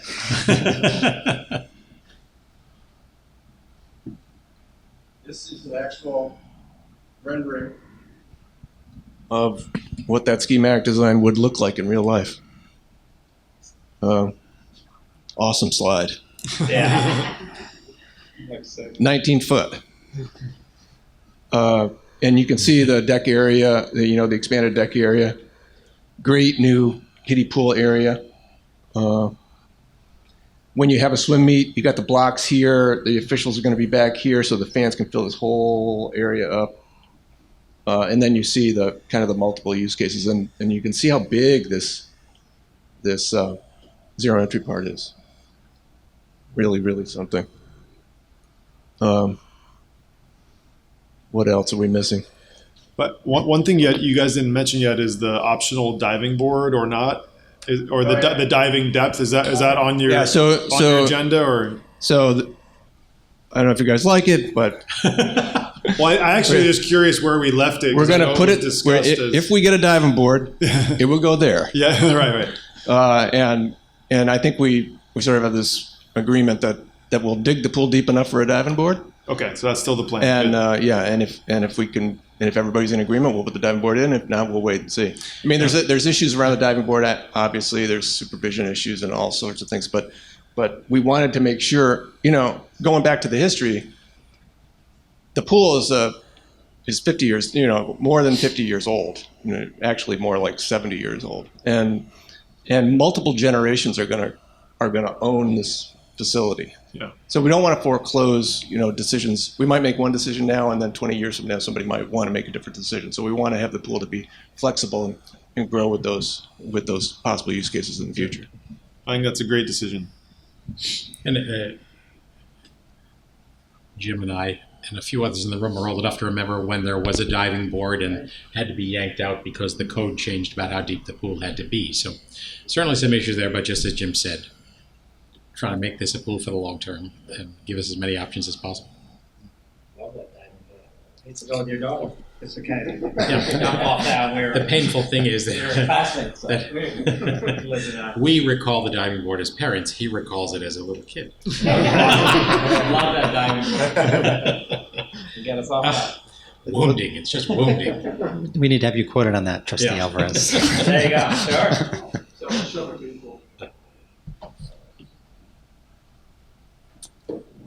So this is the kiddie pool.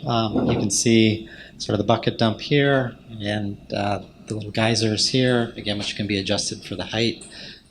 We've talked to the pool designer to make sure that the location of the geysers doesn't inhibit children getting into the pool if they're worried about water, so that they can make sure that that they have zero entry access that can be around the water without getting splashed if they're concerned about it. And then I can't remember if I mentioned the bucket dump here. And again, there's going to be much more area both around the kiddie pool to sit, as well as we didn't highlight this earlier, but on the last rendering. But you can see the areas that used to be filled with the filter and pump room have now been opened up for seating on the edge of the pool, which I think is very nice. And the comparison to right now, the kiddie pool, and to that, it's huge. And to have parents all just sit all around there, you could literally be watching your kid and sitting right there. And these geysers. The geysers can be independently turned on and off. So, nice. So one side can be off and the other side on if there's The problem with the geysers is to keep middle school kids out of the kiddie pool. Yeah, that is the one problem. The kiddie pool is going to be a pretty exciting place to be. Yeah, I was going to say. The mayor has the slide. Yeah. So there's the slide, and it is awesome, and so there's going to have to be a lifeguard on the slide when it's in use. Makes sense. Yeah. But we've turned the pool into a cool place. Right. It's not square anymore. And it's not square, and it's not over the top. It's just right. Yeah.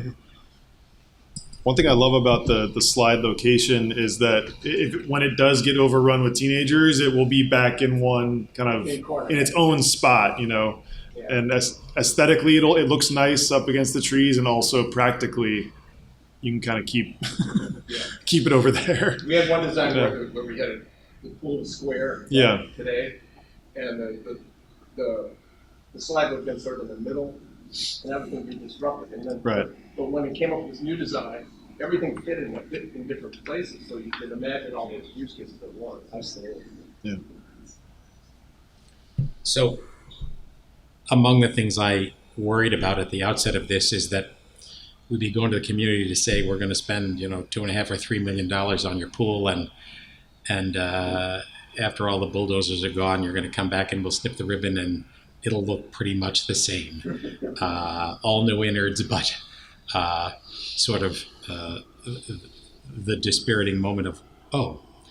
And happily and amazingly, through the efforts of you guys and Steve Rimkunis and everyone who's been involved, that is decidedly not the case. The day we cut the ribbon on this, or whatever it evolves into, is taken our existing property and using it in ways that push the envelope beyond where we've been. So, really happy news. Yeah, I agree. I mean, it's exciting. It's exciting. I mean, I've lived in Pleasantville most of my life, and I've seen the changes the pool has taken. And we got to a point where new generations, I have kids, and seeing this, they're going to see a whole new different, pool, and it's amazing. As a younger parent and living in Pleasantville for so many years, I'm excited about this. This is really, really fun. I applaud you, all of you for all the time. I'm sure you took so much time to get all this and all the research and obviously the input from so many different angles, but you hit it out of the ballpark. It's great. Mm-hmm. It's awesome.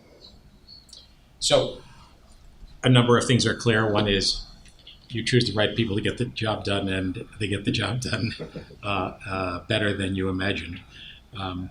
We're showing this tonight, and tomorrow starting the business of trying to engage the community in every way we possibly can, both to build excitement for this, but also to hear comments that people may have to say, hey, what about this? Could you do something differently? A lot of those ideas have already been thought about, but now's the time for people to weigh in. So I know you guys and your task force are going to roll this out. The swim team is about to finish its season, right? And likely we end up with a bunch of families who I hope will be excited about this as we are. We're also putting together a sort of a one sheet that we'll have up on the website and circulate in various ways that answers a bunch of questions. One of the questions people obviously have is, will we lose a pool season? How could this be built? And the short version of a longer story is that our goal is to have Steve Rimkunis and his folks be able to complete the design drawings by the end of this year. That would allow us to start in 2022 through the process of Department of Health approvals and ultimately getting all the engineering and health department approvals, allowing us to put it out to bid, get the bids back, award a contract, with the goal that next summer we operate the pool just as we do this summer with our existing pool, and God willing, with a contractor in place, and there are a lot of ifs then the day the pool closes Labor Day next summer, the work starts. Our hope, without certainty, is that weather permitting, supplies permitting, all of those variables, the work could occur in the fall, through the winter, and into the spring, so that the pool could open in June of 2023. Maybe not right on Memorial Day, maybe it'd push into June, but certainly the advice we've gotten so far is that it's theoretically possible. It may not be practically possible depending on who we get and what the environment is, but that would be the goal. If we could pull that off, we'd have a great pool season with our current pool next year and a great pool season with our new pool the year following. There certainly is a chance that we could lose a pool season, but we're going to try in every way we can to avoid that. The other question that folks will reasonably ask is, what is this all going to cost, and what are the impacts to us from the standpoint of membership fees and our taxes?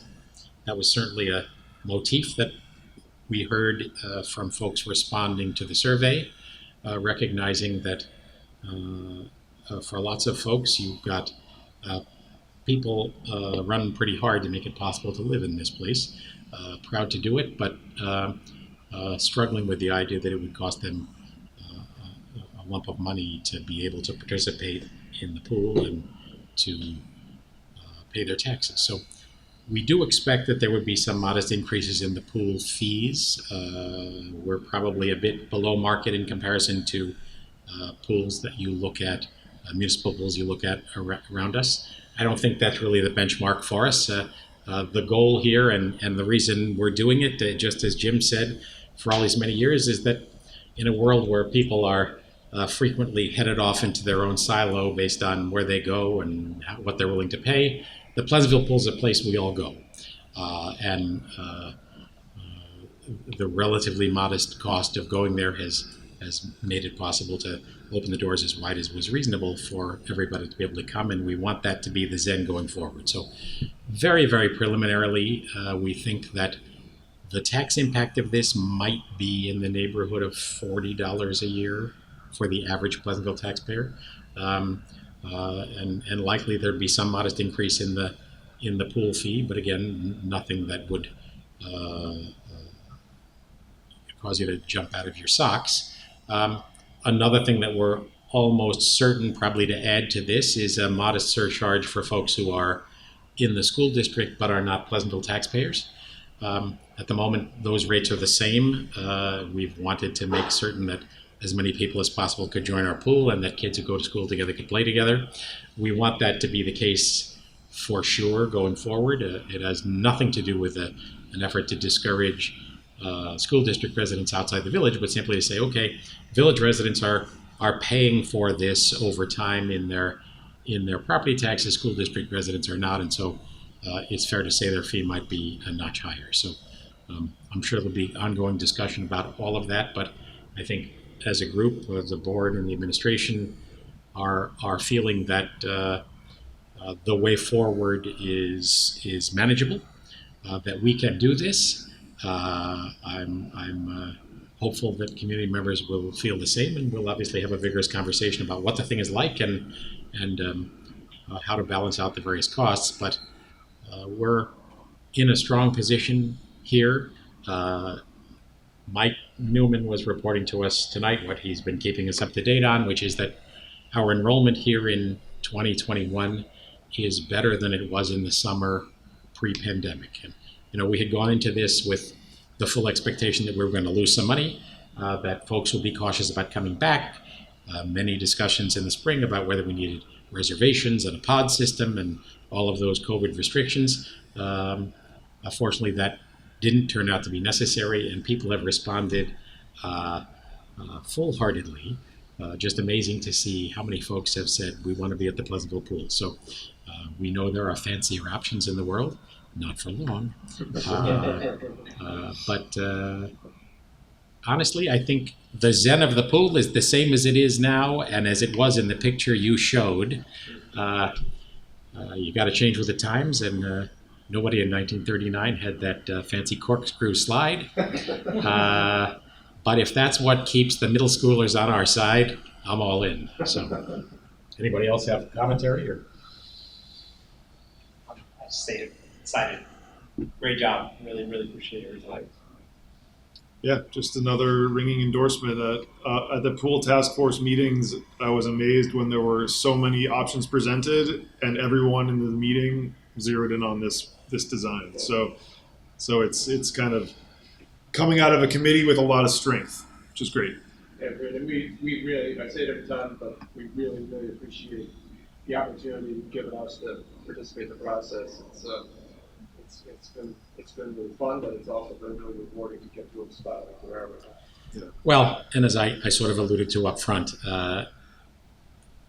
Troy arrived in our village not all that long ago in the overall scheme of things and has jumped in with both feet. But if there's any family in Pleasantville, New York in the last quite some decades associated, identified with the Pleasantville Pool, as the Kennedy family.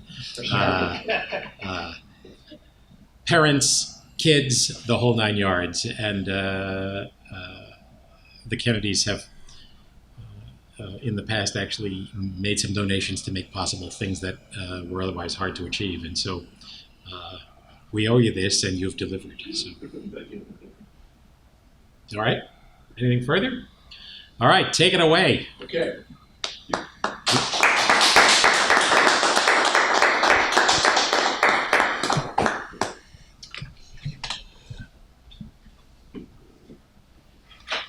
You can take the slide picture if you want it, Jim. Is that useful to you? Sure. So Trustee Alvarez, you're gonna do the first cannonball? I feel like I have to, right? Well, I think you I should. feel like it's just symbolic. Here. Richard. Give them all of these. Yeah. Yeah. You take them all out. Just take this whole set, Jim, and you may find them useful. Okay. We got. You see There is a screen. you see they updated the back. There is a screen, but it'll cut off. This is better this way. I'm sorry, see they updated today. Yeah. Thank you. Yes, I got one new Bye. file today. So. Oh no, I'm looking at the vaccine one. Oh, you're on the vaccine. Yeah. So where are we today? 73 one dose, 68 and a half. Yeah, down. You'll see it Above the middle. Yeah, but it's going up Yeah. still. It's not flat. All right. Welcome, Chief Grutzner. Have you got a curly slide or zero entry? See, or- I don't think it's fair that I have to follow a I was gonna 12-person say. committee. Just bringing a new pool to the village. Hopefully, Mr. Alvarez can share some more childhood story about his dealings with the police department, and then All that'll right. spice up the presentation a little bit. But lacking that, All right. Well, welcome, Police Chief Eric Grutzner. As I mentioned earlier, one of the things that arose out of our police reform process that every community in Westchester went through was the idea that a quarterly update from the chief would be not only a great means of keeping the board up to date on what's going on, but also a great means of communicating with the public about what's going on, adding more insight into the activities of the police, and creating more opportunities for folks to engage in ways that we hope will be productive. So this is the chief's second such appearance. The first one received rave reviews, and we invited him back. so thank you. Yes, this. So just a few things. I'm still learning and refining these updates. So I originally thought that I would come in and sort of follow a template of sort of hitting the same benchmarks over and over again, but that's not really what we do or how we operate. There are some numbers that you'll see. We'll do some comparisons. We'll do some different things. But I also am going to try to sort of touch on some different areas and bring some different insights to the board and to the public at each one of these updates. So, beautiful. So just a basic, I think that goes a little lower. There we go. So a basic rundown. I'm not going to go through these and read these off to you, but basically the idea of this, we had just over 1,000 calls for service. We refer to those as blotter entries. That's the record-keeping system we use. We call those every time an officer goes and does something, we call that a blotter, or we generate a blotter for that. So you just see kind of the wide variety of the types of calls that the officers responded to, everything from hazardous conditions and emotionally disturbed persons to driving complaints and, property damage, auto accidents. So just a wide range of activities that the officers respond to and a wide range of opportunities that we have to interact with the members of the public. And Chief, would you say, obviously we'll see this quarterly, but is that a typical quarter, would you say? So typical is very difficult to define. As we're starting now to come out of the pandemic, we're starting to sort of see, different types of calls and different levels of calls. We usually average somewhere around 5,000 blotter entries in a year, maybe a little bit over that, maybe 5,500 or so. So it's probably a little bit light still. But, as times change and as we re-enter, as the community sort of refines itself, we'll see how that goes. The driving complaints are probably a little bit low and things like that, but the welfare checks are probably maybe a little high, but don't quote me on that. So obviously, community policing was a big part of the reform process, and so we have partnered up with a couple different associations. We talked that we were going to be doing this, I believe, in the first quarter, and had great participation with the Dads Club. Was invited to participate for their different camps and things on the weekends, so our officers were routinely there for that. The VIP soccer, we were routinely there. making sure that, not only, having people see us there, but also starting to build relationships and build a comfort level with the families and the children and the young adults who are participating in that particular program. And then obviously in the second quarter, we had both the middle school and the high school graduation ceremonies. We were there for those. They were really extremely well done. I'm sure they were the talk of the community. The high school, both of those in different venues and done differently than they had been in the past. But I think everybody walked away from both of those ceremonies really blown away, and that was a lot of cooperation to get those events to where they were and to have us to be a part of them.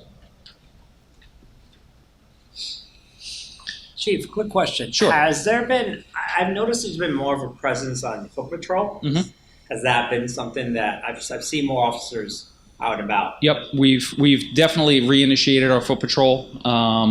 We're encouraging the officers to take every opportunity. We're setting up different posts for them to be assigned for that. The weather's good. The officers understand the importance of interacting with the community on a regular basis. So I would expect you're going to continue to see that for the because I do remember that was a big component of a lot of residents were asking for that, and I think it's been great. I've seen each driving. I've seen officers walking, wheeler, and it's been good. It's been great. Absolutely. Yep. So I just wanted to touch on a couple different calls that we responded to. Again, just sort of a wide variety of the things that we do. So back on April 7th, we actually had a naloxone reversal. We used the Narcan to bring someone back. This individual is actually on the Metro North train. That is not our jurisdiction. As you probably know, the Metro North system and the breezeway and everything is actually the jurisdiction of the Metro North Police Department. But obviously, if they have a situation that needs immediate attention, we are the first ones to respond. We did that, so we had Officer Smith and Officer Leone respond down there for an unresponsive party, determined he was under the influence of an opioid, and were able to reverse the effects of that overdose prior to him being transported to the hospital. So just as a side note, for those who have never had the opportunity to see Narcan work, it is I don't want to call it a wonder drug, but it is you have people who you don't think there's any way that they're going to possibly survive this episode, and they're up talking to you within a few minutes. It's truly amazing, and we're very lucky. We're currently working on a project whereby, with the assistance of St. Vincent's Hospital, where we would become I don't know exactly, but we would participate with them, where our officers would be given these Narcan kits to leave behind with families. So there's some training and some logistics and things that we still need to work out, but we would expect in the next few months we're going to have the ability for our officers to respond if they have reason to believe that there is someone there who may need Narcan, that we can potentially leave it behind. It's truly it's extremely simple to use, and like I said, it's extremely effective. So we're looking forward to that partnership with St. Vincent's Hospital. So May 29th, again, this is not an incredibly unusual situation, but I know that our families with children on the spectrum are very concerned about the police department, how we interact with them, how we are we going to be responding in an appropriate manner when we're called to their house under what are usually very unusual and very dire circumstances. So we have a family in the village. Their son is 20 years old. He's a big kid. He's a strong young man, and he at times needs some assistance in regulating his behavior. So we had 3 officers respond to the house when the parents called for assistance, and Officer Holly especially has developed a relationship with this man in that he knows her by name. He can speak of her highly. He asks about her. We actually saw the family a little bit later on at an event, and he advocated for her to be promoted. So they have a very good relationship. And after spending 25 minutes at the house with the family, the young man was able to regain his ability to regulate his behavior, and no hospitalization was necessary. So, that for us is an absolute win. That's a best case scenario in those types of situations when we have to respond to those houses. Next. And now this last one. So another medical aided call, but it's again going to sort of point to some of the things that we've been working on here over the last few years. We had a woman who suffered a severe laceration to her arm and was actually losing consciousness due to the blood loss. So over the last few years, we have spent, and we'll talk about it a little bit more in the future, we've spent a good amount of time making sure that our officers are prepared for traumatic injuries and blood loss and things like this. We've outfitted every officer with a tourniquet. And when that program started, that was, the thinking was we have to prepare for sort of those worst case scenarios that every community dreads happening, those mass casualty type of incidents. But the fact is that what we've learned and the equipment that we've gotten and learned how to use can be used in a number of different situations. So in this case, the officers had a tourniquet with them. Like I said, we've issued a tourniquet to every officer. And they rightfully applied the tourniquet with the assistance of the other family members who were there, and they stopped the bleeding.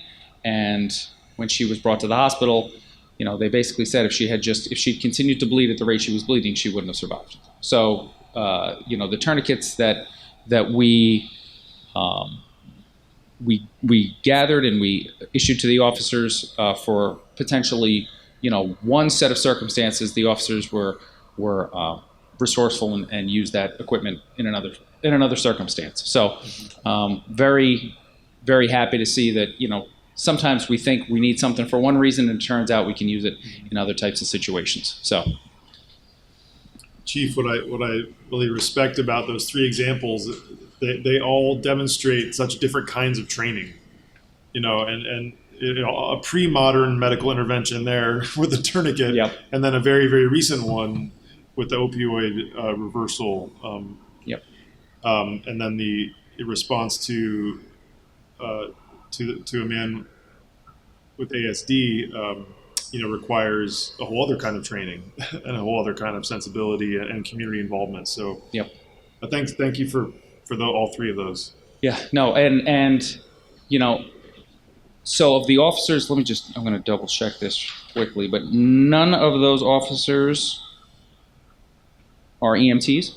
We all go through first aid training. We all go through, we're progressing the officers through sort of this sort of emergency stop the bleed type of training.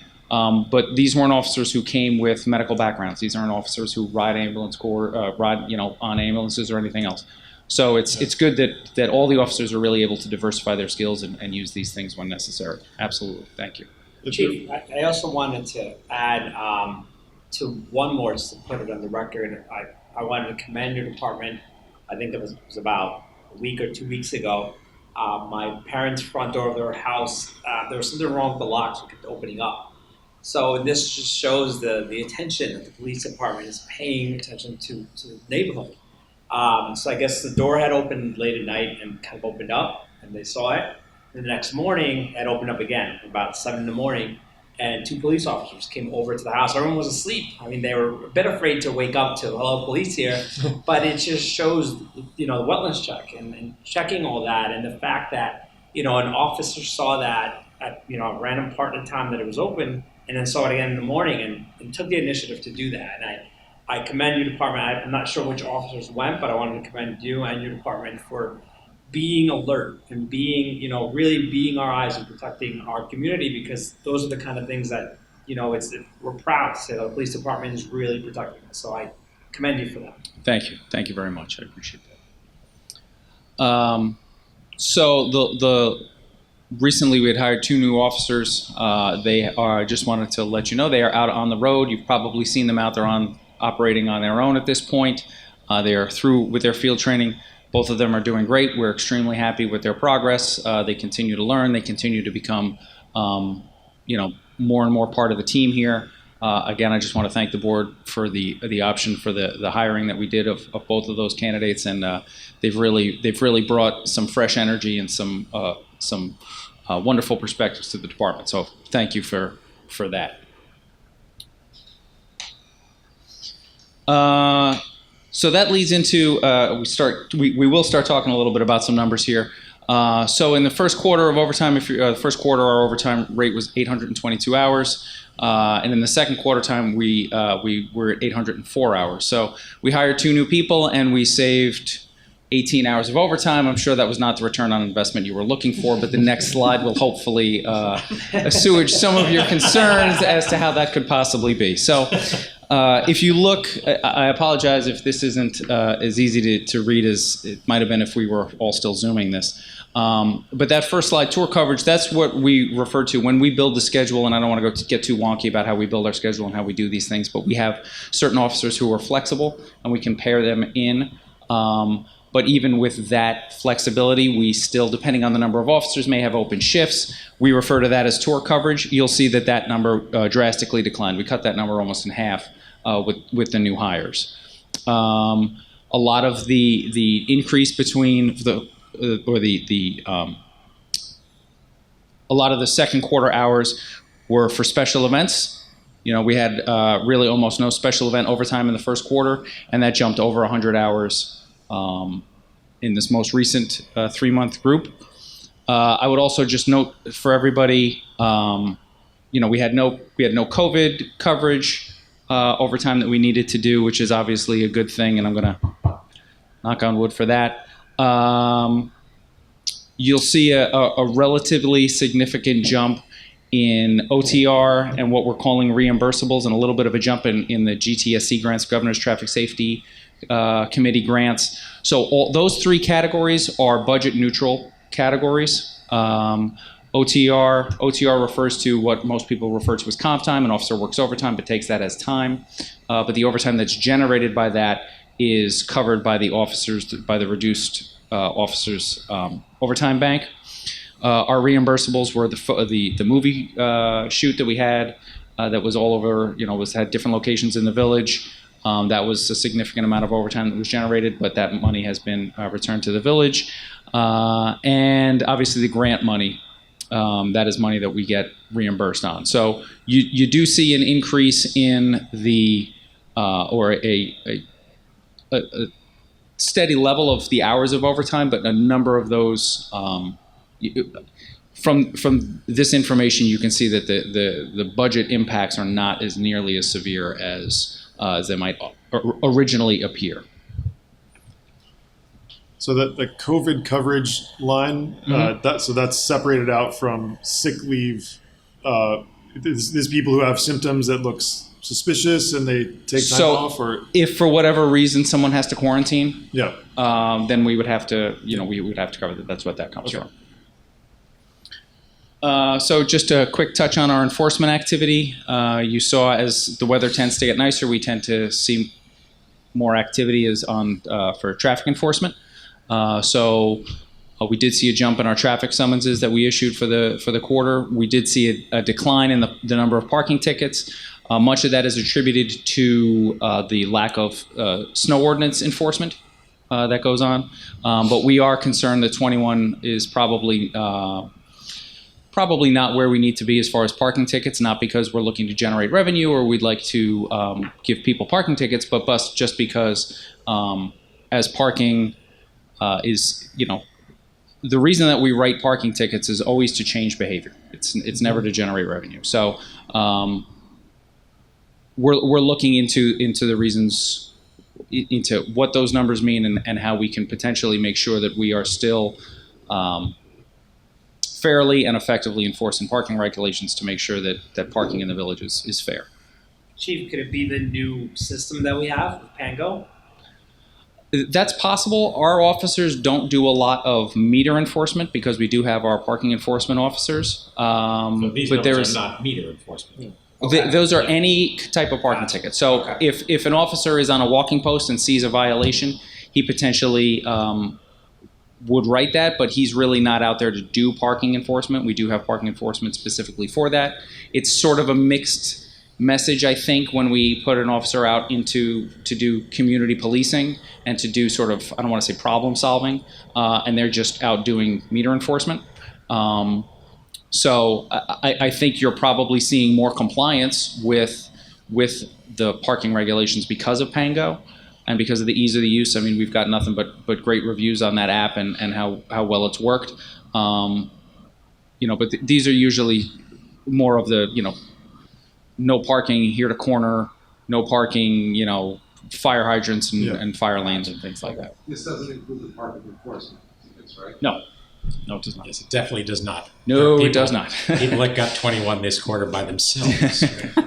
Just to raise one spot outside of the center of the village, which I did email you about, but just to raise it publicly, the Old Village intersection is with the success of our businesses, which is great, but we have issues are getting even worse there, and so as the Old Village resident on the board, just I don't want to give more parking. I don't want anyone to give more parking tickets, but it's a safety issue there with so many drop-offs and pickups at Kraft and the barbershops doing great. Best of Westchester Award winner now, go Frankie, but there's just a lot of people there now, and the strip in front of Don Juan can get very dangerous. Yeah, and I mean, even in those types of situations,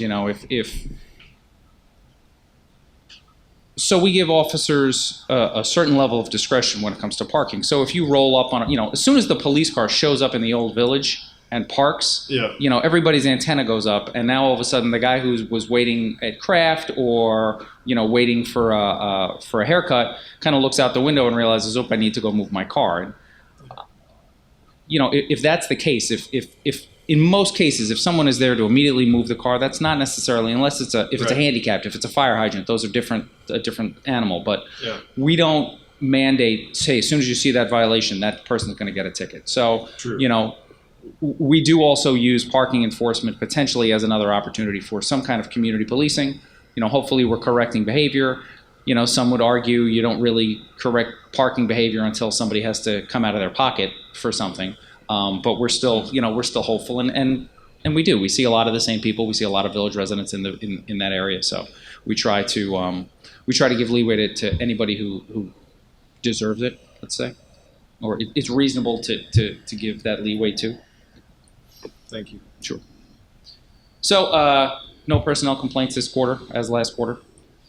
But we did have some good things. So are we able to show that video, to roll that? Maybe put your microphone close to your computer for sound. It's coming Looks like a PDF. here, but I don't know Where's the speaker? if there's a play button on this. It should have gone in. Just click on it, and maybe on the bottom, the little play button might pop up. It's If you scroll down. in PowerPoint, I believe. It looks like it got sent as a PDF.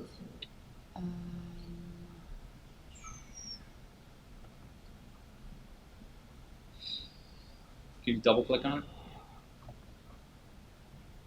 No, Just double click on the mouse. Just double. it's coming off of this. It's not on my computer. I think the link got lost when it turned into a PDF. Right. Yeah, it's Oh, a okay. Oh, It's PDF? Yeah, it's a PDF. okay. Yeah. Okay. Yeah, so this was actually shared with me by the president of the Dads Club. Sent this to me, that this was a video that was shot. It was actually shot by a youngster who was at the field. So 2 officers, that's Sergeant Sam Kakamis, not shown in that picture, but also appearing in the video is Officer Jesus Mangora. They had a call up in the area of soldiers and sailors. They came out. It was a beautiful day. They saw some kids playing in the park, so they kind of jumped in and pitched a little bit of batting practice. So Sergeant Cactamise fancies himself quite the pitcher. He tried to put in for a job-related injury for some elbow soreness, but that was quickly declined. No, just kidding. But so, just honest, not something that is unusual for us to have happen, but definitely a wonderful opportunity for the kids to spend some time with the officers to spend time with the kids. We really appreciate the fact that one of the kids picked up their phone and recorded this.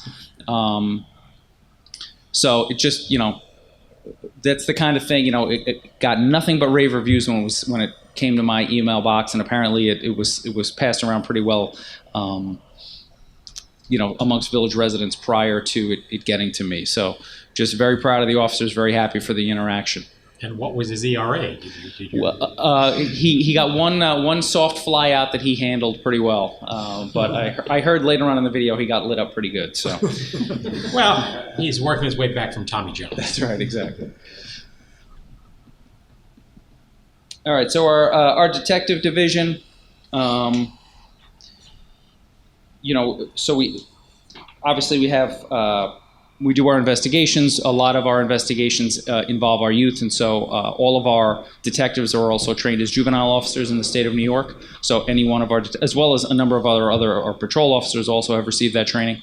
And what being a juvenile officer does is it trains you to handle cases where minors, those typically people under the age of 16, but now with raised the age that's moved to 18, are suspects, are witnesses, are victims.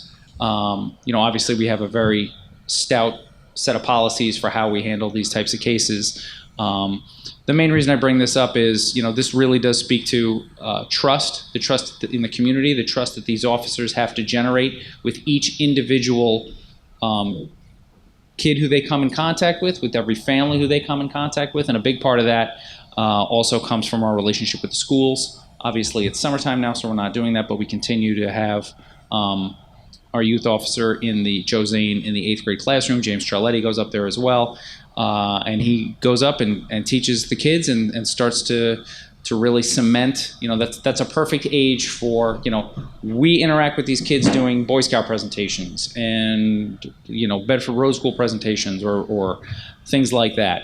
But when they're starting to get into middle school, this is where they're going to start to decide if they trust the police as adults. And having the opportunity to get in front of kids and talk to them and show them that we're people and answer their questions, I think it really starts to build a bridge to when we need to have a difficult conversation, when someone needs our help or we have to go and talk to somebody, that there is a level of trust that they can, they can speak to us and know that their concerns and their rights will be protected, and we're there for their best interest. And both of those detective and youth officers going back to a middle school they went to. Yes, absolutely. So wonderful opportunity for things to kind of come full circle. So like we talked about the middle school and the continue with our relationship with the middle school and the graduation ceremonies. Both of those officers were also at the high school graduation. We've done presentations to our Boy Scouts this quarter. And then we did a number of what are called deterrent interviews. So if we have a parent, and I would bring this up just for people to realize, if we have a parent who's struggling with something at home, trouble with their child, and feel as if they're to a point where, the kid's getting into trouble, is going to start getting into trouble, we can talk to these kids a little bit in a non-confrontational setting, and it's been extremely beneficial. So we did multiple of those sort of what we call deterrent interviews with young people, with family, with the consent of families, with the idea that, hey, let's have a serious conversation. If you're not listening to your parents, you're not doing what you're supposed to be doing.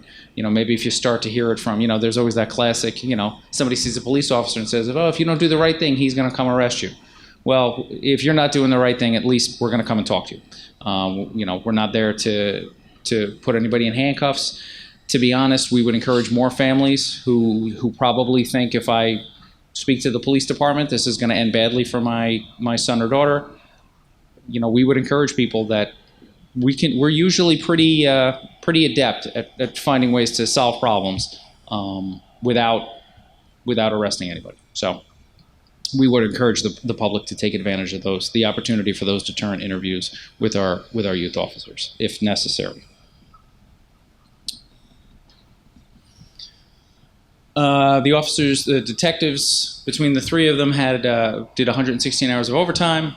It's a little bit up from quarter two, but some of this, much of this, almost 50%, was for special events and covering patrol. So, we break out our overtime just by the officer, but then we can see what exactly they were doing and how they ended up getting that overtime. So, so we're happy with the detectives' overtime rates. That we give the detectives the flexibility in their schedule to avoid overtime, and we think that these numbers show that that system works. It gives them the opportunity to, potentially if they know they're going to do a deterrent interview at 5:30, well then there's no reason for them to be in at 7 o'clock in the morning. Come in at 10, and that works for them. It works for us. So it's a good relationship that we have with our officers, and they've been very responsible in their use of that. So we're constantly training and doing training. These two things are firearms recertification and our use of force, which include New York State law, a review of our policies and procedures, and as well as relevant case law. This is training that we handled internally. So we have 2 firearms instructors. And so this was some internal training that we did. We do this twice a year. We recertify on firearms as per New York State law. And then in addition to this training, we did a number of outside trainings. Next. Thank you. So the Unified In-Service Training is a joint program that Westchester County puts out where they invite all the departments in from Westchester, and they bring in subject matter experts on things like domestic violence, lethality, use of force, procedural justice, any sort of wide-ranging topics that it would be a big ask or a heavy lift for a small department to handle on their own. The county provides that training, and we send officers for that. Civil unrest training, we realized that, especially after last year, I say we as a community of Westchester departments realized that we needed to have officers trained to respond in case of civil unrest, that we can't just simply give people some equipment and push them out onto a line and hope that everything goes well, that the standard is much higher than that. So the county undertook a program whereby they trained dozens of officers throughout the county. We participated in that. We sent one officer, Officer Holly, to be a field training officer, which is the people who train the new officers when they arrived. We sent a number of officers for tactical combat care. Medicine in Bad Places is a company out of Long Island. They are providing, in addition to a nonprofit, Guardian Revival, are providing free training for law enforcement in a number of different topics, and the one that they've been pushing most recently is Medicine in Bad Places. We did some training on the ERPOs, the Extreme Risk Protection Order, when in the course of events people come to realize that someone from whom they need an order of protection has a weapon. We now have the legal ability to file for what's called an Extreme Risk Protection Order to have that person surrender their weapons, because we know that the circumstances when guns are in a house with domestic violence, the circumstances are much more dangerous. So we've done some training in that area. We sent a few officers for some more autism awareness training, standardized field sobriety testing, and then more DWI. That was a webinar that we just did. That we didn't have to send anybody for that, but we could do that remotely. We could do that virtually, is the word I was looking for. So again, a wide range of skills and abilities that we want our officers to be well versed in. Also in the department, we're currently engaged in our interview process, looking to replace one of our community service workers who left for another jurisdiction. And at the same time, we are still exploring some options to replace our part-time administrative assistant. She was here for 20 years and had a breadth of knowledge. She has been kind enough to come back on a few occasions and sort of make sure that the transition went as smoothly as possible, but we are trying to determine the best way to move forward in that position, and we continue to discuss and hope for some traction on that. So in my last time here, I had 3 issues of concern. Stolen vehicles. We cannot again encourage the public enough to lock their vehicles. These are vehicles, the vast majority of vehicles that are being stolen, especially in Pleasantville and in Westchester County, are unlocked vehicles with the fob or the keys still in the vehicle. These crimes are extremely preventable. When last I was here and last I spoke, the activity was spiking. Not just in Pleasantville, but throughout the county. That has the not to go too deep into the specifics, but the teams of people who come up and do these types of things are still active, but it's not the activity level is slowed to more of a simmer than a rolling boil as it was 3 months ago. But again, cannot implore people strongly enough, please lock your vehicles, please keep your key fobs inside your house. It will make, these are very inconvenient, these crimes happen and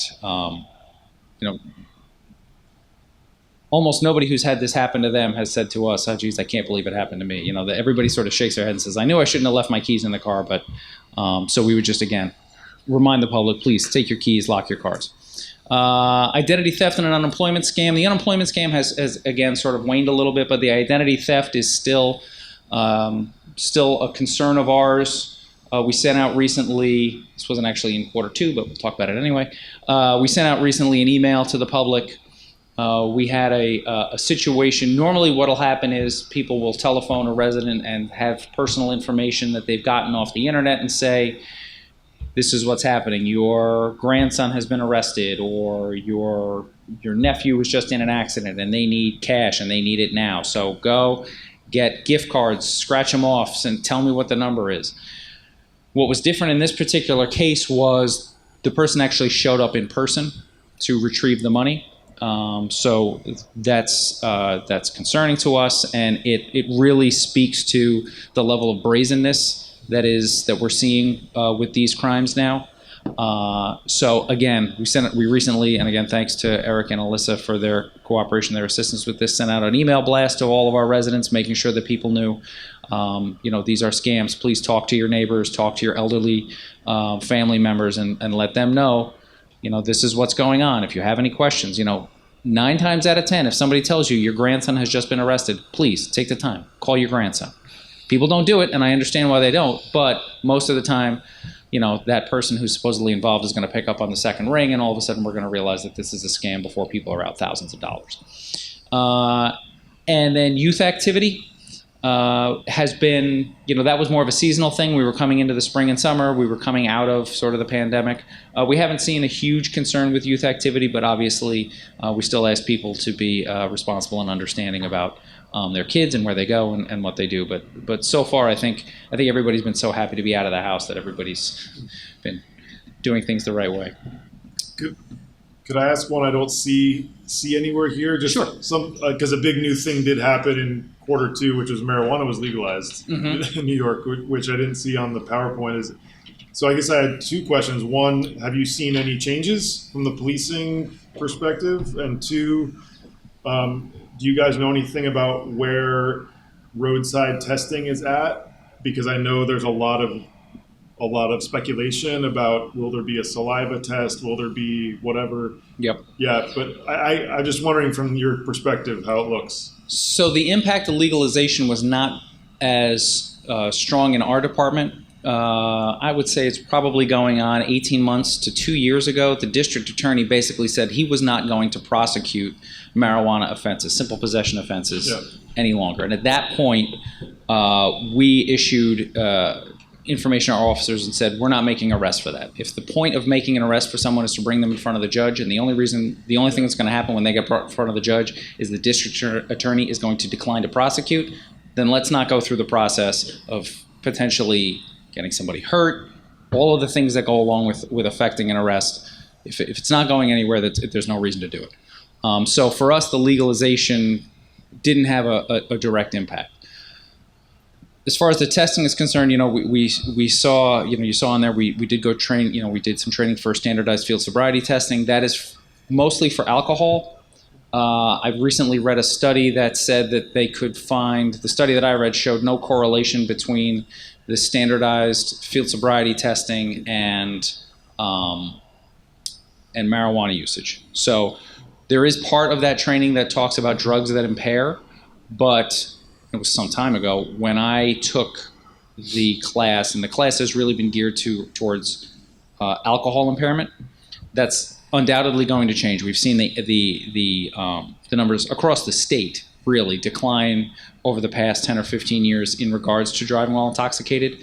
The messaging has been so good, the convenience of other options is so good that it's just not as prevalent as it once was. And across the state, we've seen those numbers go down to the point where the people who are giving out the Stop DWI money are like, you need to be out doing enforcement. And as chiefs, we keep saying to them, we're doing the enforcement. You've done a good job. This isn't as much of a problem as it used to be. So that is definitely going to be the next movement. A lot of it is going to come down to, the good thing about the standard field sobriety testing was, that had judicial standing as being a legitimate means to develop probable cause to make an arrest. And it was based on science. It was, if you failed all three of those field sobriety tests, there was an 86%, I haven't taught the class in a while, so I don't remember exactly. There's an 86% chance you were intoxicated. So to have that level of certainty before you make an arrest was huge. And we just don't have it with marijuana at this point. And the fact is, if you have a drink, you probably know how much alcohol is in that drink. No one has any idea of knowing what's in anything that they're doing with, so we're starting to see tests where people are being dosed. They're actually receiving certain amounts of THC and trying to test them and see where it is. But it's still, I don't want to say it's in its infancy, but there's still significant legal and really scientific hurdles that we're going to have to overcome before we can effectively enforce marijuana impaired driving. Thank you. Sure. So our next issue of concern is really our policies and procedures. Part of the reform process was we committed to a review of our policies and procedures. That is a lengthy, it's a lengthy process. There are a number of different ways that we can go about that, and we're going to be working in the next few weeks to make sure that we give the board all of the options necessary. There are outside companies that manage your policies. There are outside companies that manage your training. There are outside companies that tell you when your policies need to be updated. There's New York State accreditation. There is a national accreditation called CALIA that a few jurisdictions in our area have achieved. So there's a number of sort of moving pieces on this, and this is something that we're gonna spend some time to focus on so we can be sure that the board can guide us in what they feel is the correct way forward on that. Inside the building, we've completed. So if you recall, we talked about some time ago updating our basement facility that had been impacted by some sewer backups that we are confident now have been remedied, and we have alleviated those issues and what those problems are. So we were able to go back in and sort of redo. I don't have any before pictures, but I do have some after pictures. So that is all brand new flooring, goes up the stairs, came out tremendous. That flooring material, that's a vinyl floor that was chosen for its ease of maintenance, its durability, and most importantly, for its water resistance. So we don't expect to have a problem again, but we definitely took the time to make sure we had a solution that, should there be another issue or another problem, we'd be ready for it. So this is going to be, those lockers are just there temporarily. Those are going to come out. We're going to put desks in there. We're going to have a podium, and that's going to become our a modern and updated training room. We're just waiting on that furniture to be delivered. The next slide is just up the hall from that. And this is, the other thing about this flooring is, I don't know if you can tell from the picture, the flooring is very uneven. The subfloor was very uneven, and the company did a tremendous job in getting that floor down, and it's smooth. It has a little bit of give in it because it's the smaller planks, and really was absolutely, from what we can see, was the absolute right choice for that. And then one more, that's inside our locker room. So I know the officers really appreciate being able to get back inside our own locker room, and I just want to thank Eric and Noreen and everybody who participated on that project to make sure that we did that successfully. Eric's a general contractor now after this year. I think he's done enough hours. I do it all. He's had enough hours to be certified. Shop. HVAC, flooring, do it all. Yep. Sewers. He's really good with sewers. That's one of his favorites. He's a sewer specialist. I've seen him standing in more holes in the last few years. Care to remember? Keep getting out of them though. Yeah. He's clever. He gets out. Yes. And then again, I'll try to do some before and after pictures. But all of our office space really is, with the exception, my office had a little bit of a facelift a couple years ago.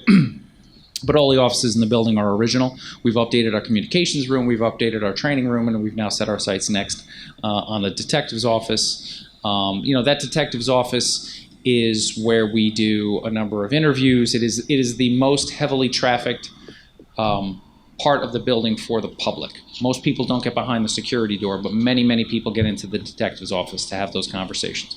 So we want to make sure that we're putting our best foot forward with that, obviously with cost and responsible use as very high priorities on that. And so in this upcoming quarter, we'll be preparing to go back to school.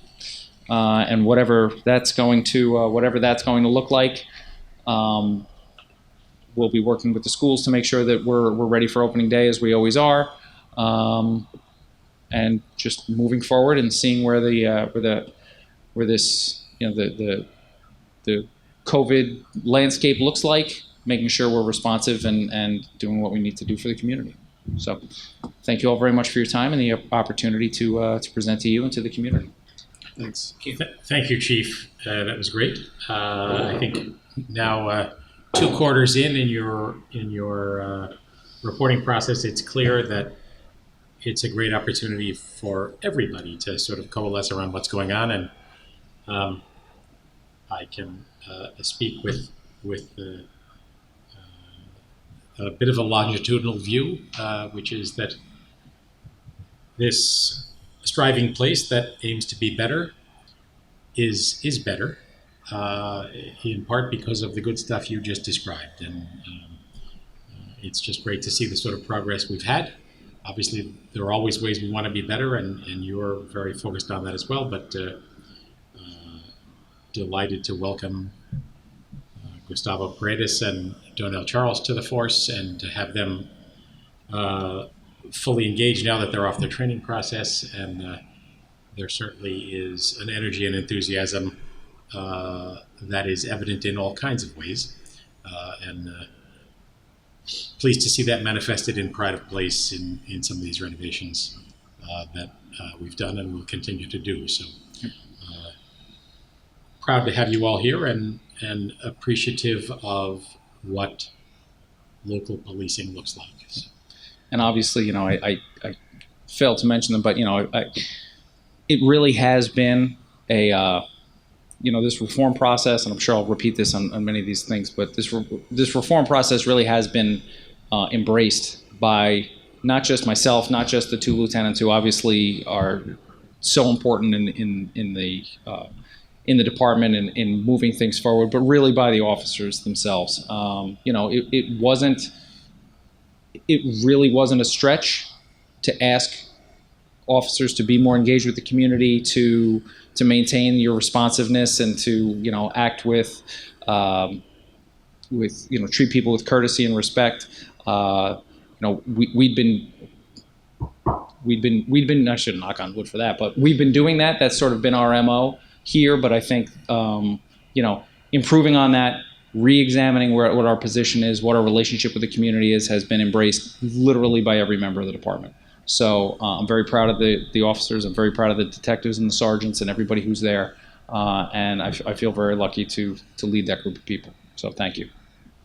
The only glaring omission was the on-base percentage for the batters against Caccamies. I'll send him.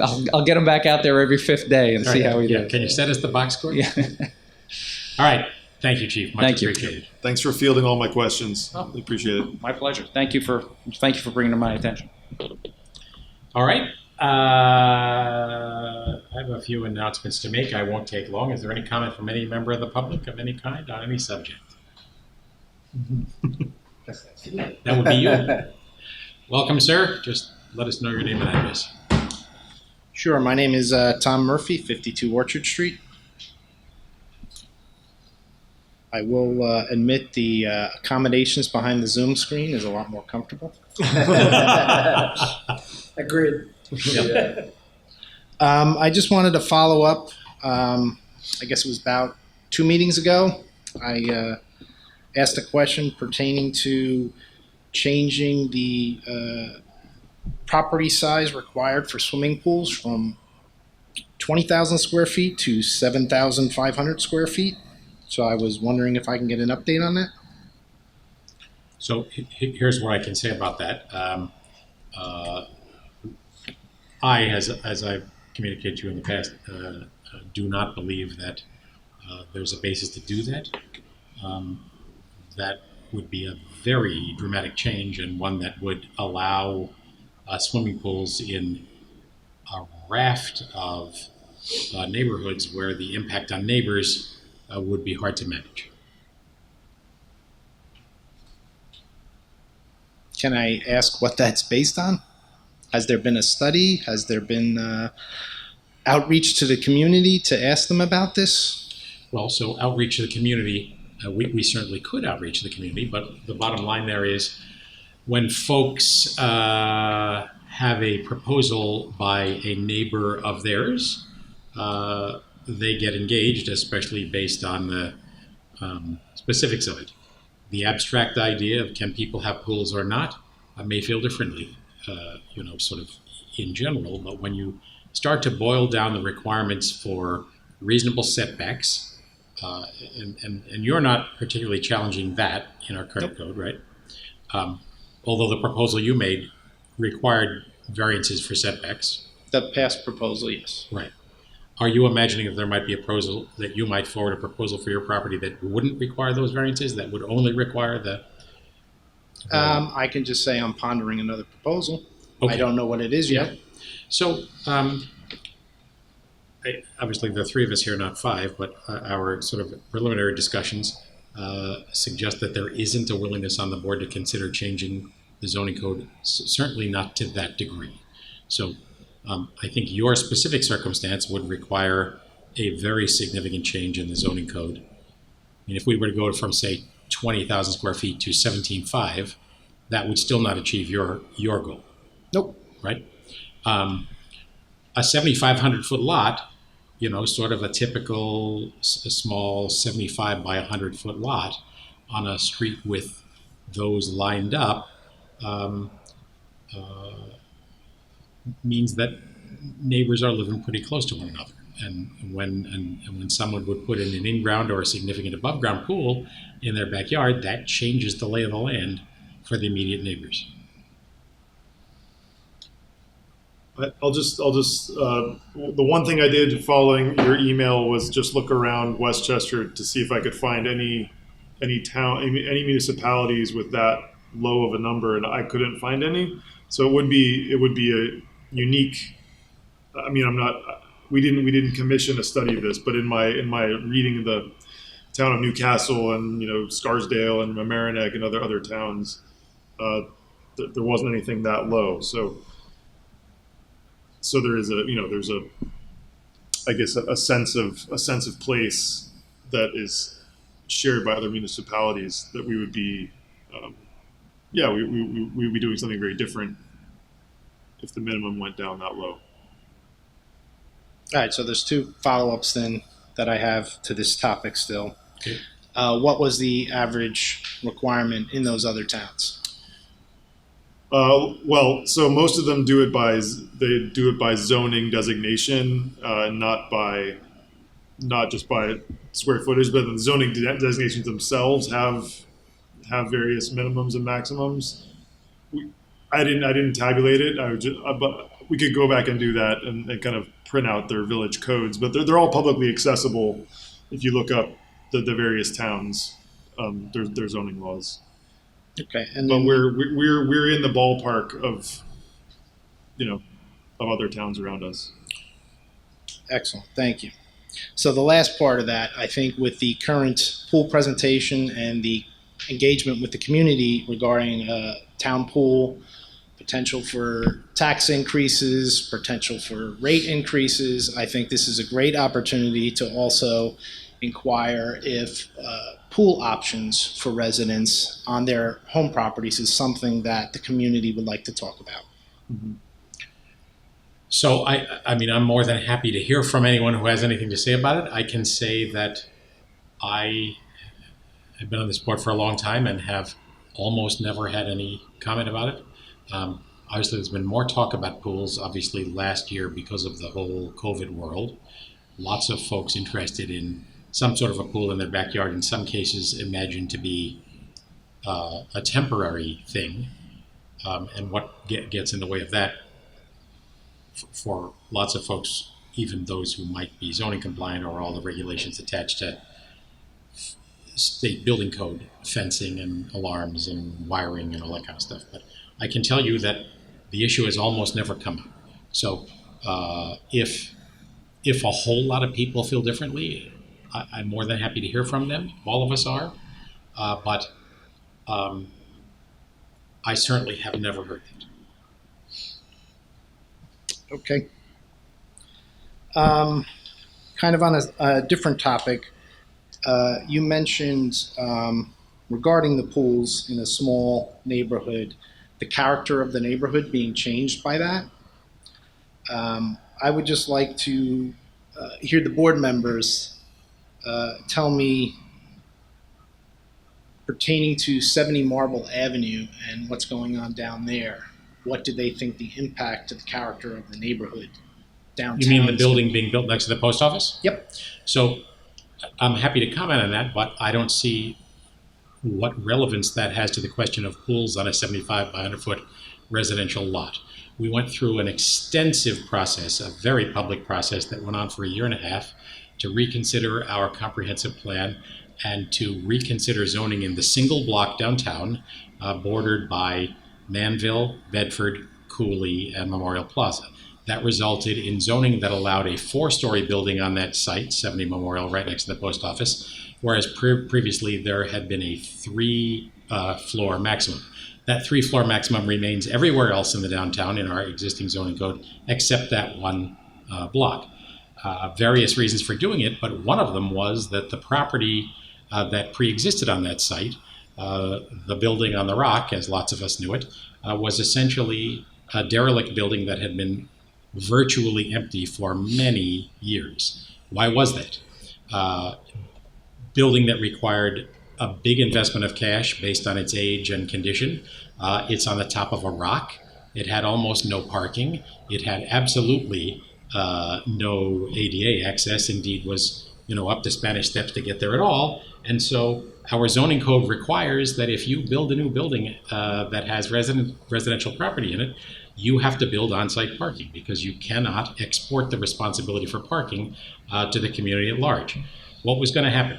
Somebody needed the capacity to buy that building or that property and turn it into something.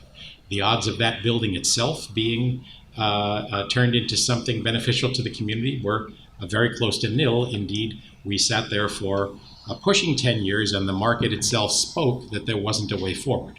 So part of that process was to assess the question of whether a 4-story zoning in that location might unlock its potential for someone to restore that property to productive use. And I think what happened has made clear that that was true.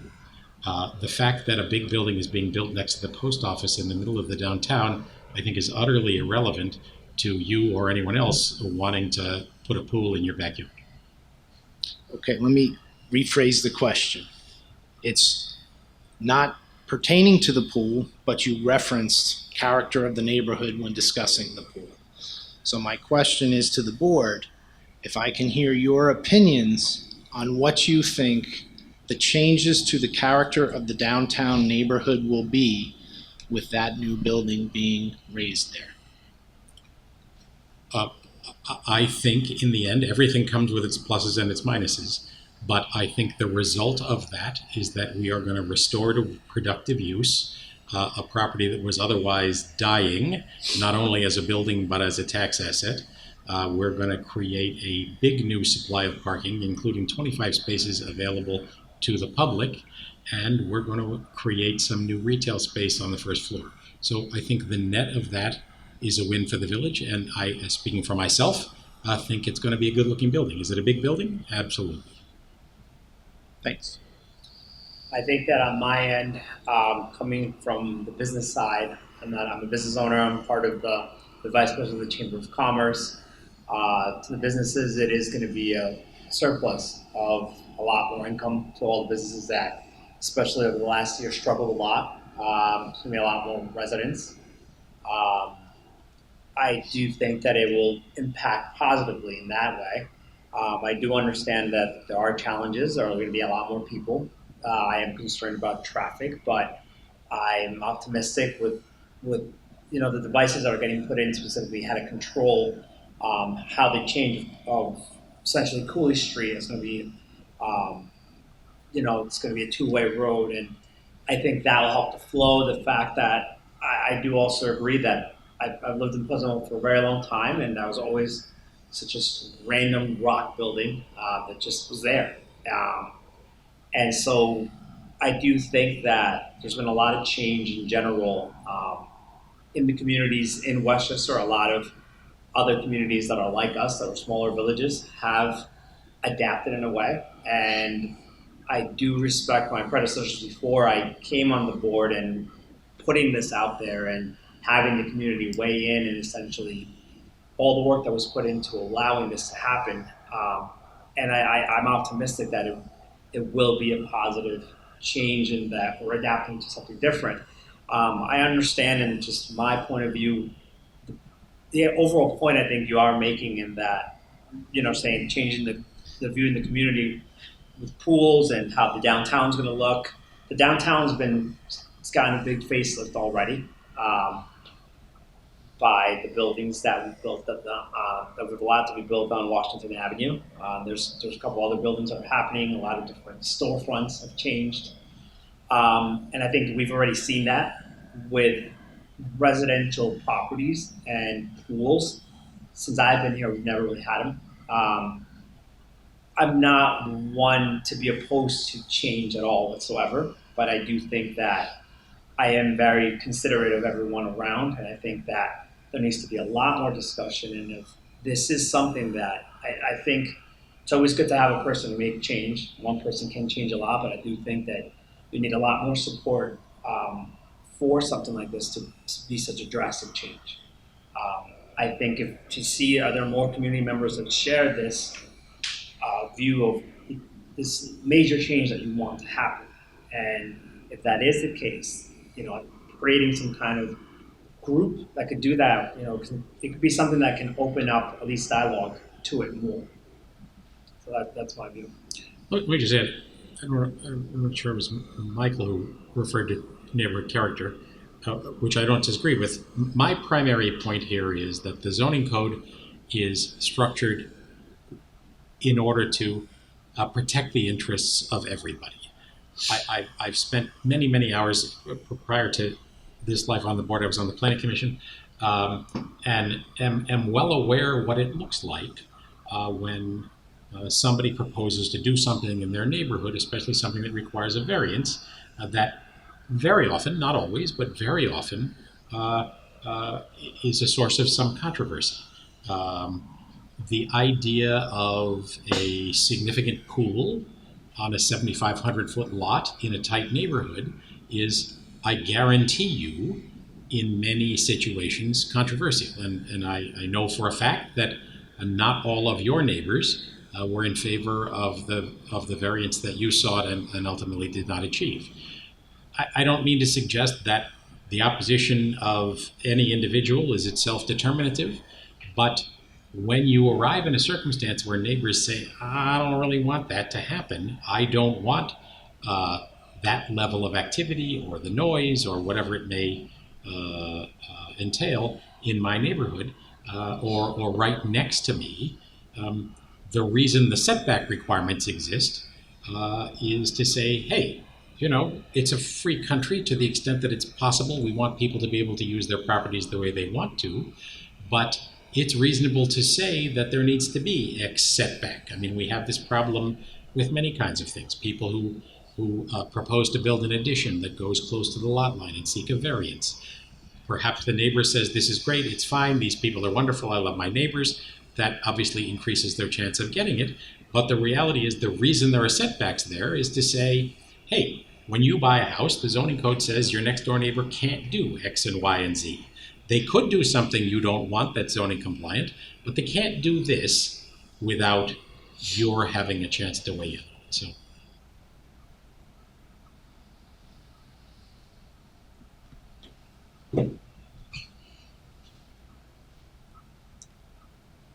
I'm sorry, I don't remember your name. Michael. Michael, you're new to the board, right? Yes, I'm So- new. Yeah, I did get a Briarcliff number while I tracked that down, and there's just 30,000 square feet.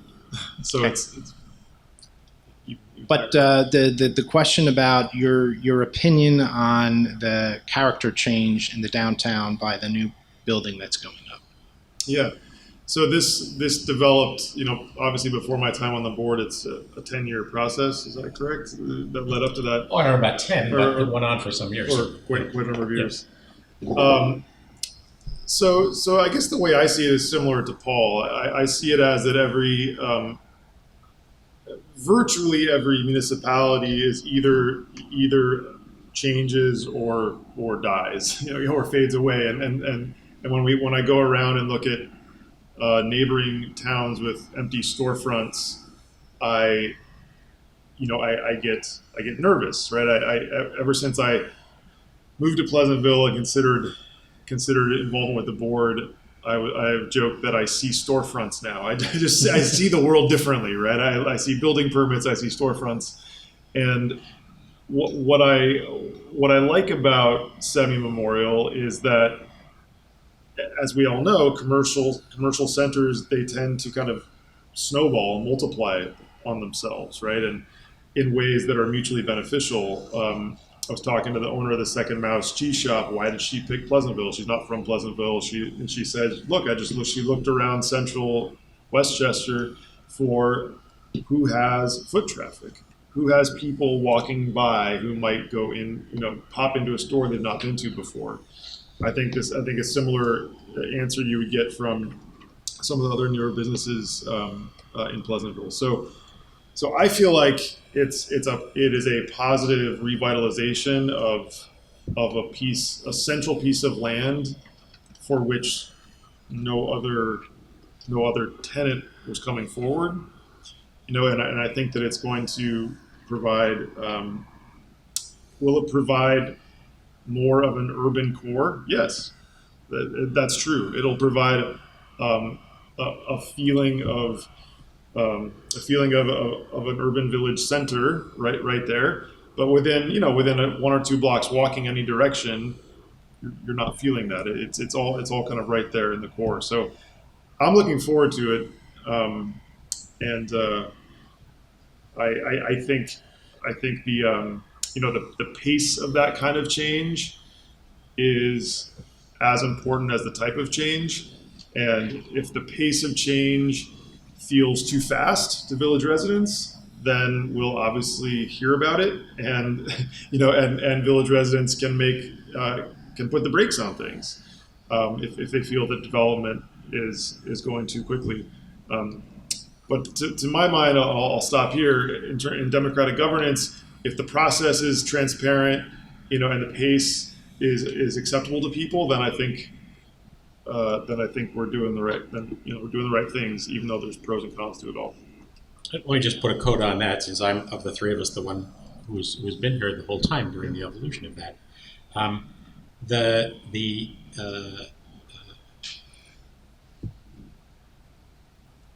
question has always got to be asked: if not this, then what? And so, when a community is confronted with a property that essentially has fallen into disuse, and for which the market has spoken that there is no way forward. In other words, the zoning that exists on that property cannot support a new development without a compromise we're not willing to make, which is, sure, go ahead and build it and don't provide any parking. It's reasonable for all of us to step back and say, okay, well, that's not a situation we want to be in. Where do we go from here? And that is precisely what we did in a thoughtful and careful way. And let me just be clear that the result of this will produce, I think it's 78 apartments, on-site underground parking that exceeds, by any reasonable standard, the requirement for those apartments, that provides for the village 25 spaces that can be sold for permit parking indoor in a brand new garage. That will, at the developer's expense and with a public permanent easement, produce a beautiful landscape walkway from Memorial Plaza down to Cooley Street and to the Key Food area, replacing what exists right now, which is the chance we've all had and taken advantage of many times to snake our way past the post office trucks and past the disused loading dock and past the former taxi to garage to get where we want to go. So where we're going to end up with as a result of this is a new building, a tax asset in a location that had devolved into nothingness, a beautiful landscape walkway available to the public, Cooley Street pushed through both ways to a two-way street at the developer's expense, 25 parking spaces in a parking garage, and a bunch of new people living here who I can tell you, based on the people I talk to who move here into rental apartments, are so glad to be here that a significant percentage of them engage in a really positive way with the community. So you can say, hey, I don't want a big building there. I get that. There certainly is a piece of me, and I could go on for longer than you want me to, about the things we've lost that I wish we didn't, but we don't control the levers of what somebody wants to do with their property. There's all kinds of stuff that goes on that simply reflects the evolution of some owner. They've arrived at an age they want to move away, they die, they see an opportunity. Right now, in this sort of post-pandemic or a late pandemic inspired real estate boom, we've got, as you perhaps already know, people who say, I was going to stay here a while. I really wasn't planning to sell, but it feels like maybe I should accelerate my plans because it ain't going to get better than this. I feel like there's a feeding frenzy. Houses are selling above the asking price. And so you get all this change. We don't get to control any of that. But I can tell you one thing, and I've been focused on this for my entire time on this board. I've lived here for 35 years. The art and science of this is to do the best you can to say what keeps Pleasantville, Pleasantville, and try to hold on to that as well as nurture it, but at the same time, retool it for the environment in which we confront. So here you have it. That's my story about that building. Its relevance to a pool in your backyard eludes me, but I'm happy to talk about it. It has no relation to my pool in my backyard because I don't have one. So, but I'll take that as we all see it as a positive character change. So I just want to make two more comments. Okay. Back to my pool request, which was only objected by one neighbor. So I just want to make sure it's on the record. Only one person objected to the pool. As you said, one person can make a difference. I also want to note that the square footage of my property was incorrectly noted in my last request. So it is not as big a request as people make it sound to be, especially when you compare it to all the other variances that have been approved over the last few years here in Pleasantville. But I do want to thank everyone's time tonight, and I appreciate all your feedback. And I'm looking forward to when we stream full time so that I can sit in a much more comfortable chair. Thanks, everyone. Thank you, sir. Happy to talk. So I just want to put a code on that, which is just in case anyone is listening, that reference Tom made to his previous case is a zoning board case. He sought a zoning variance. That's not the purview of this board.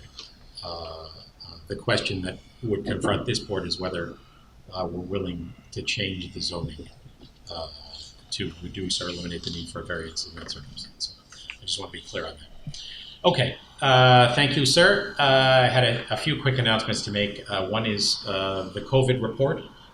Obviously, we've seen some very, very significant progress, and then some very concerning developments, not only regionally but nationwide, the Delta variant, etc. Obviously, there are a number of places in the country and certainly the world that are headed in decidedly the wrong direction. Westchester has been headed gently in the wrong direction. We've had 6 positives this month as compared to only 1 a month before. Obviously, 6 positives in an entire month would have felt like a very, very good report some months back, and in many respects it remains a good report. But the reason I point it out is it just makes clear that COVID remains out there. Nobody should ignore the reality that you can still get it and people are still suffering. The vaccine report, Michael, you had those numbers. Do you still have that up? Sure, yes. The vaccine report as of yesterday, these are broken down by zip code. So 10570 has 68.5% with 2 doses, and those are 12 and up numbers, so everyone who is eligible. And 1 dose was slightly higher at, let me get it exactly, was 73%, at least 1 dose. So we are still going up a little bit at a time, but it's a very slow rate of increase right now. And those numbers put us Westchester-wide noticeably above the middle, but certainly nowhere near the top. Correct. So there's plenty of room for progress. So I implore everybody who has not yet been vaccinated to give some serious consideration to doing so. Obviously, there are some folks that have a medical condition that makes it problematic for them to get the vaccine. Those folks are in the worst possible circumstance right now because as folks who are vaccinated are moving around more freely and less likely to be masked, folks who are medically unable to get a vaccine are trapped even further in an isolated environment. So I just ask everybody to read what's going on in the country, recognize the situation we're in. The way out of it is to increase immunity through vaccines, and I encourage everybody to think seriously about that. A couple of other quick announcements. The Best of Westchester was announced a few weeks ago, and I think I made mention of it. The kickoff event happened last week, and there is a long list, I won't read them again, of Westchester, Best of Westchester winners here in the friendly environs of Pleasantville, New York. Congratulations to every one of them, and I encourage everybody to take a look at that list and get yourself to these businesses if you haven't been, because every one of them has been honored for very good reasons, and it's just a manifestation of the lively economy that we have living here in Pleasantville. There's some good stuff that's been going on at Pace University, including a $2 million federal grant to their nursing school, and they're in the process of making some really interesting changes to the Leonhardt School of Nursing on the Pleasantville campus, sort of retooling for the next generation of nurses and allied professionals. So great to have that going on at Pace. We understand from them they'll be back, correct me if I'm wrong, Eric, with a relatively normal campus life. That's right. In September. So that's obviously happy news. Pace is actually just outside the village boundaries, officially in the town of Mount Pleasant, but very much attached to Pleasantville philosophically and operationally, and we appreciate all that they provide and are in regular touch with them too. So come the fall, we'll be having ongoing discussions about how to use the ARPA money, the COVID relief money that's coming our way, as well as to discuss the issue of legalization of marijuana and the question that stands before us, which is whether to remain in or to opt out from local dispensaries. We have a December 31 deadline to make that decision, and we'll be engaged with the community as well as Pleasantville Strong on that come the fall.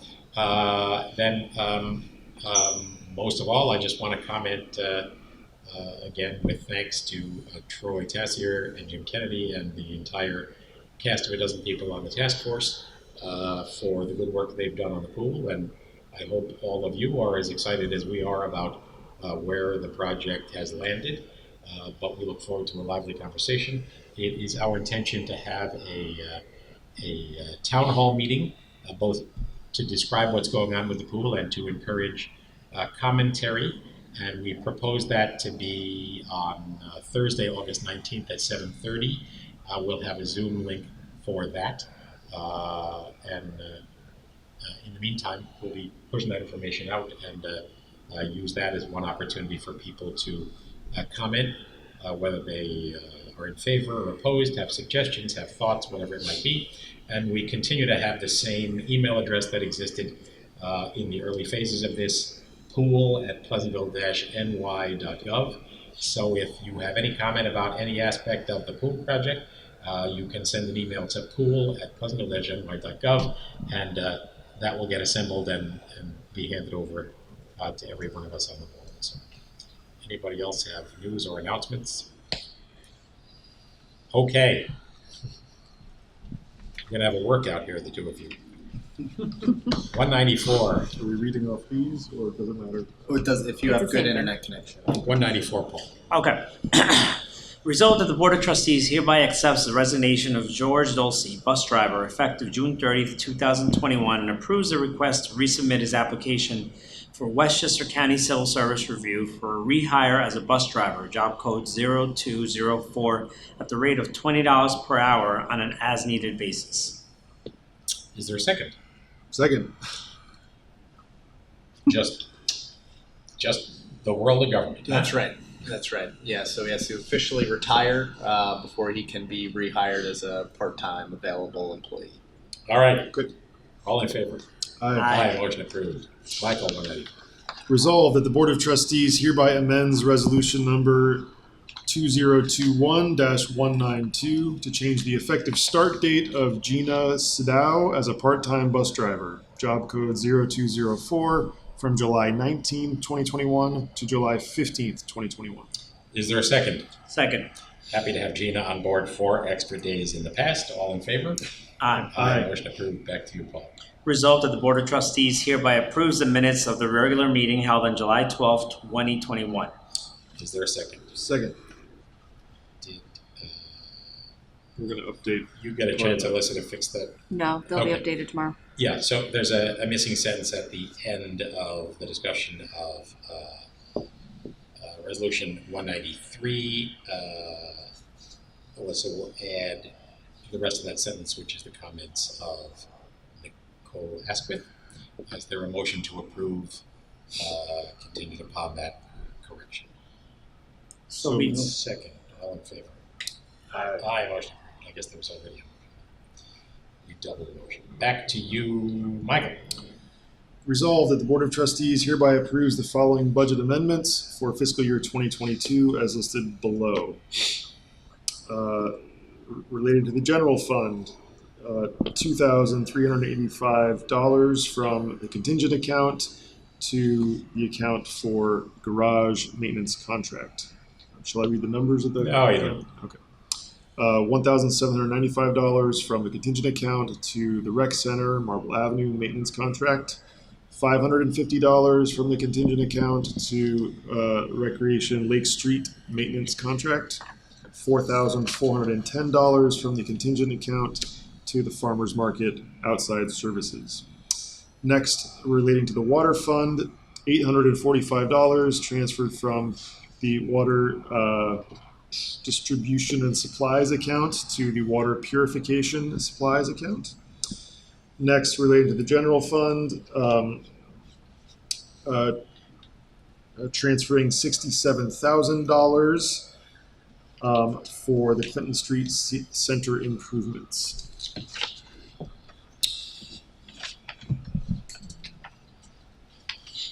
Next, relating to the capital fund, $67,000 transferred interfund transfer from general fund relating to the Clinton Street Center improvements.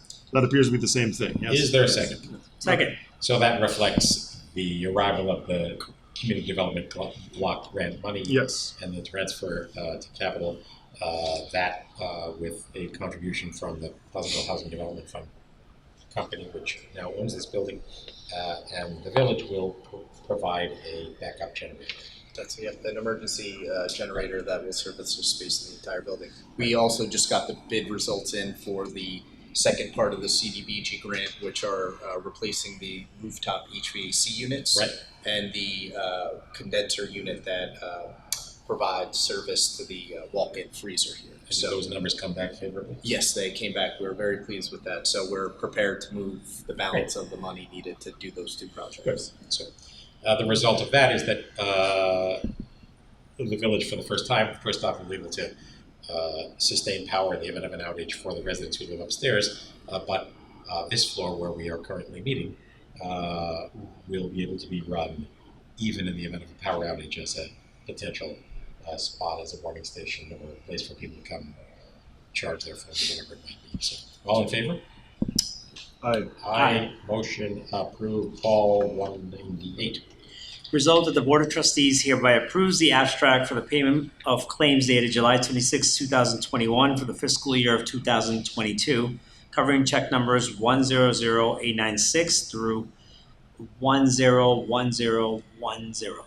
General Fund, $252,108.95. Water Fund, $27,759.39. Capital Fund, $7,625.84. Refuge Fund, $21,377.43. Trust Fund, $1,936, for a total of $310,807.61. Is there a second? Second. Comments, questions regarding the check register? I will say, I doubt that that the $40 check to Westchester County will produce the pleasure it would have produced if it had been to me, that it's check 101010. If only it had been for $10.10. Yeah, right, exactly. All in favor? Aye. Aye, motion approved, 199. Resolved that the village board hereby authorizes the village administrator to sign the fee exempt application for the Clinton Street Center's renewal of a food service establishment permit with Westchester County Department of Health for the period October 1st, 2021 to September 30th, 2022.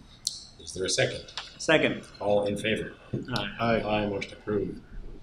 Back to you. Whereas the Board of Trustees hereby acknowledges the following results of the July 15, 2021 bid opening of bid 2021-02, Clinton Street Center HVAC refrigeration equipment upgrades. Vendor Tomcom Mechanical Corp. for $114,900. DP Wolf Incorporated $44,785. Carey and Walsh $67,275. Clean Air Quality Service, $83,609. Now therefore, there be resolved that the Board of Trustees hereby awards the bid to 2021-2 Clinton Street Center HVAC refrigeration equipment upgrades to DP Wolf, 143 Bedford Road, Katona, New York, 10536 in the amount of $44,785. Is there a second? Second. Feel good about that. Good result. Yep. All in favor? Aye, motion approved. Michael. Resolved at the request of the Pleasantville Strong Board, the Village Board of Trustees hereby authorizes the pay increase for Pleasantville Strong Coordinator Laura Moore at the hourly rate of $35, retroactive to July 7th, 2021. Is there a second? Second. So the Village of Pleasantville is the fiscal agent for the federal funds that come our way through a 5-year grant program. And as reported in the resolution, the Pleasantville Strong Board has recommended this action. All in favor? Aye. Aye, motion approved. Paul, 202.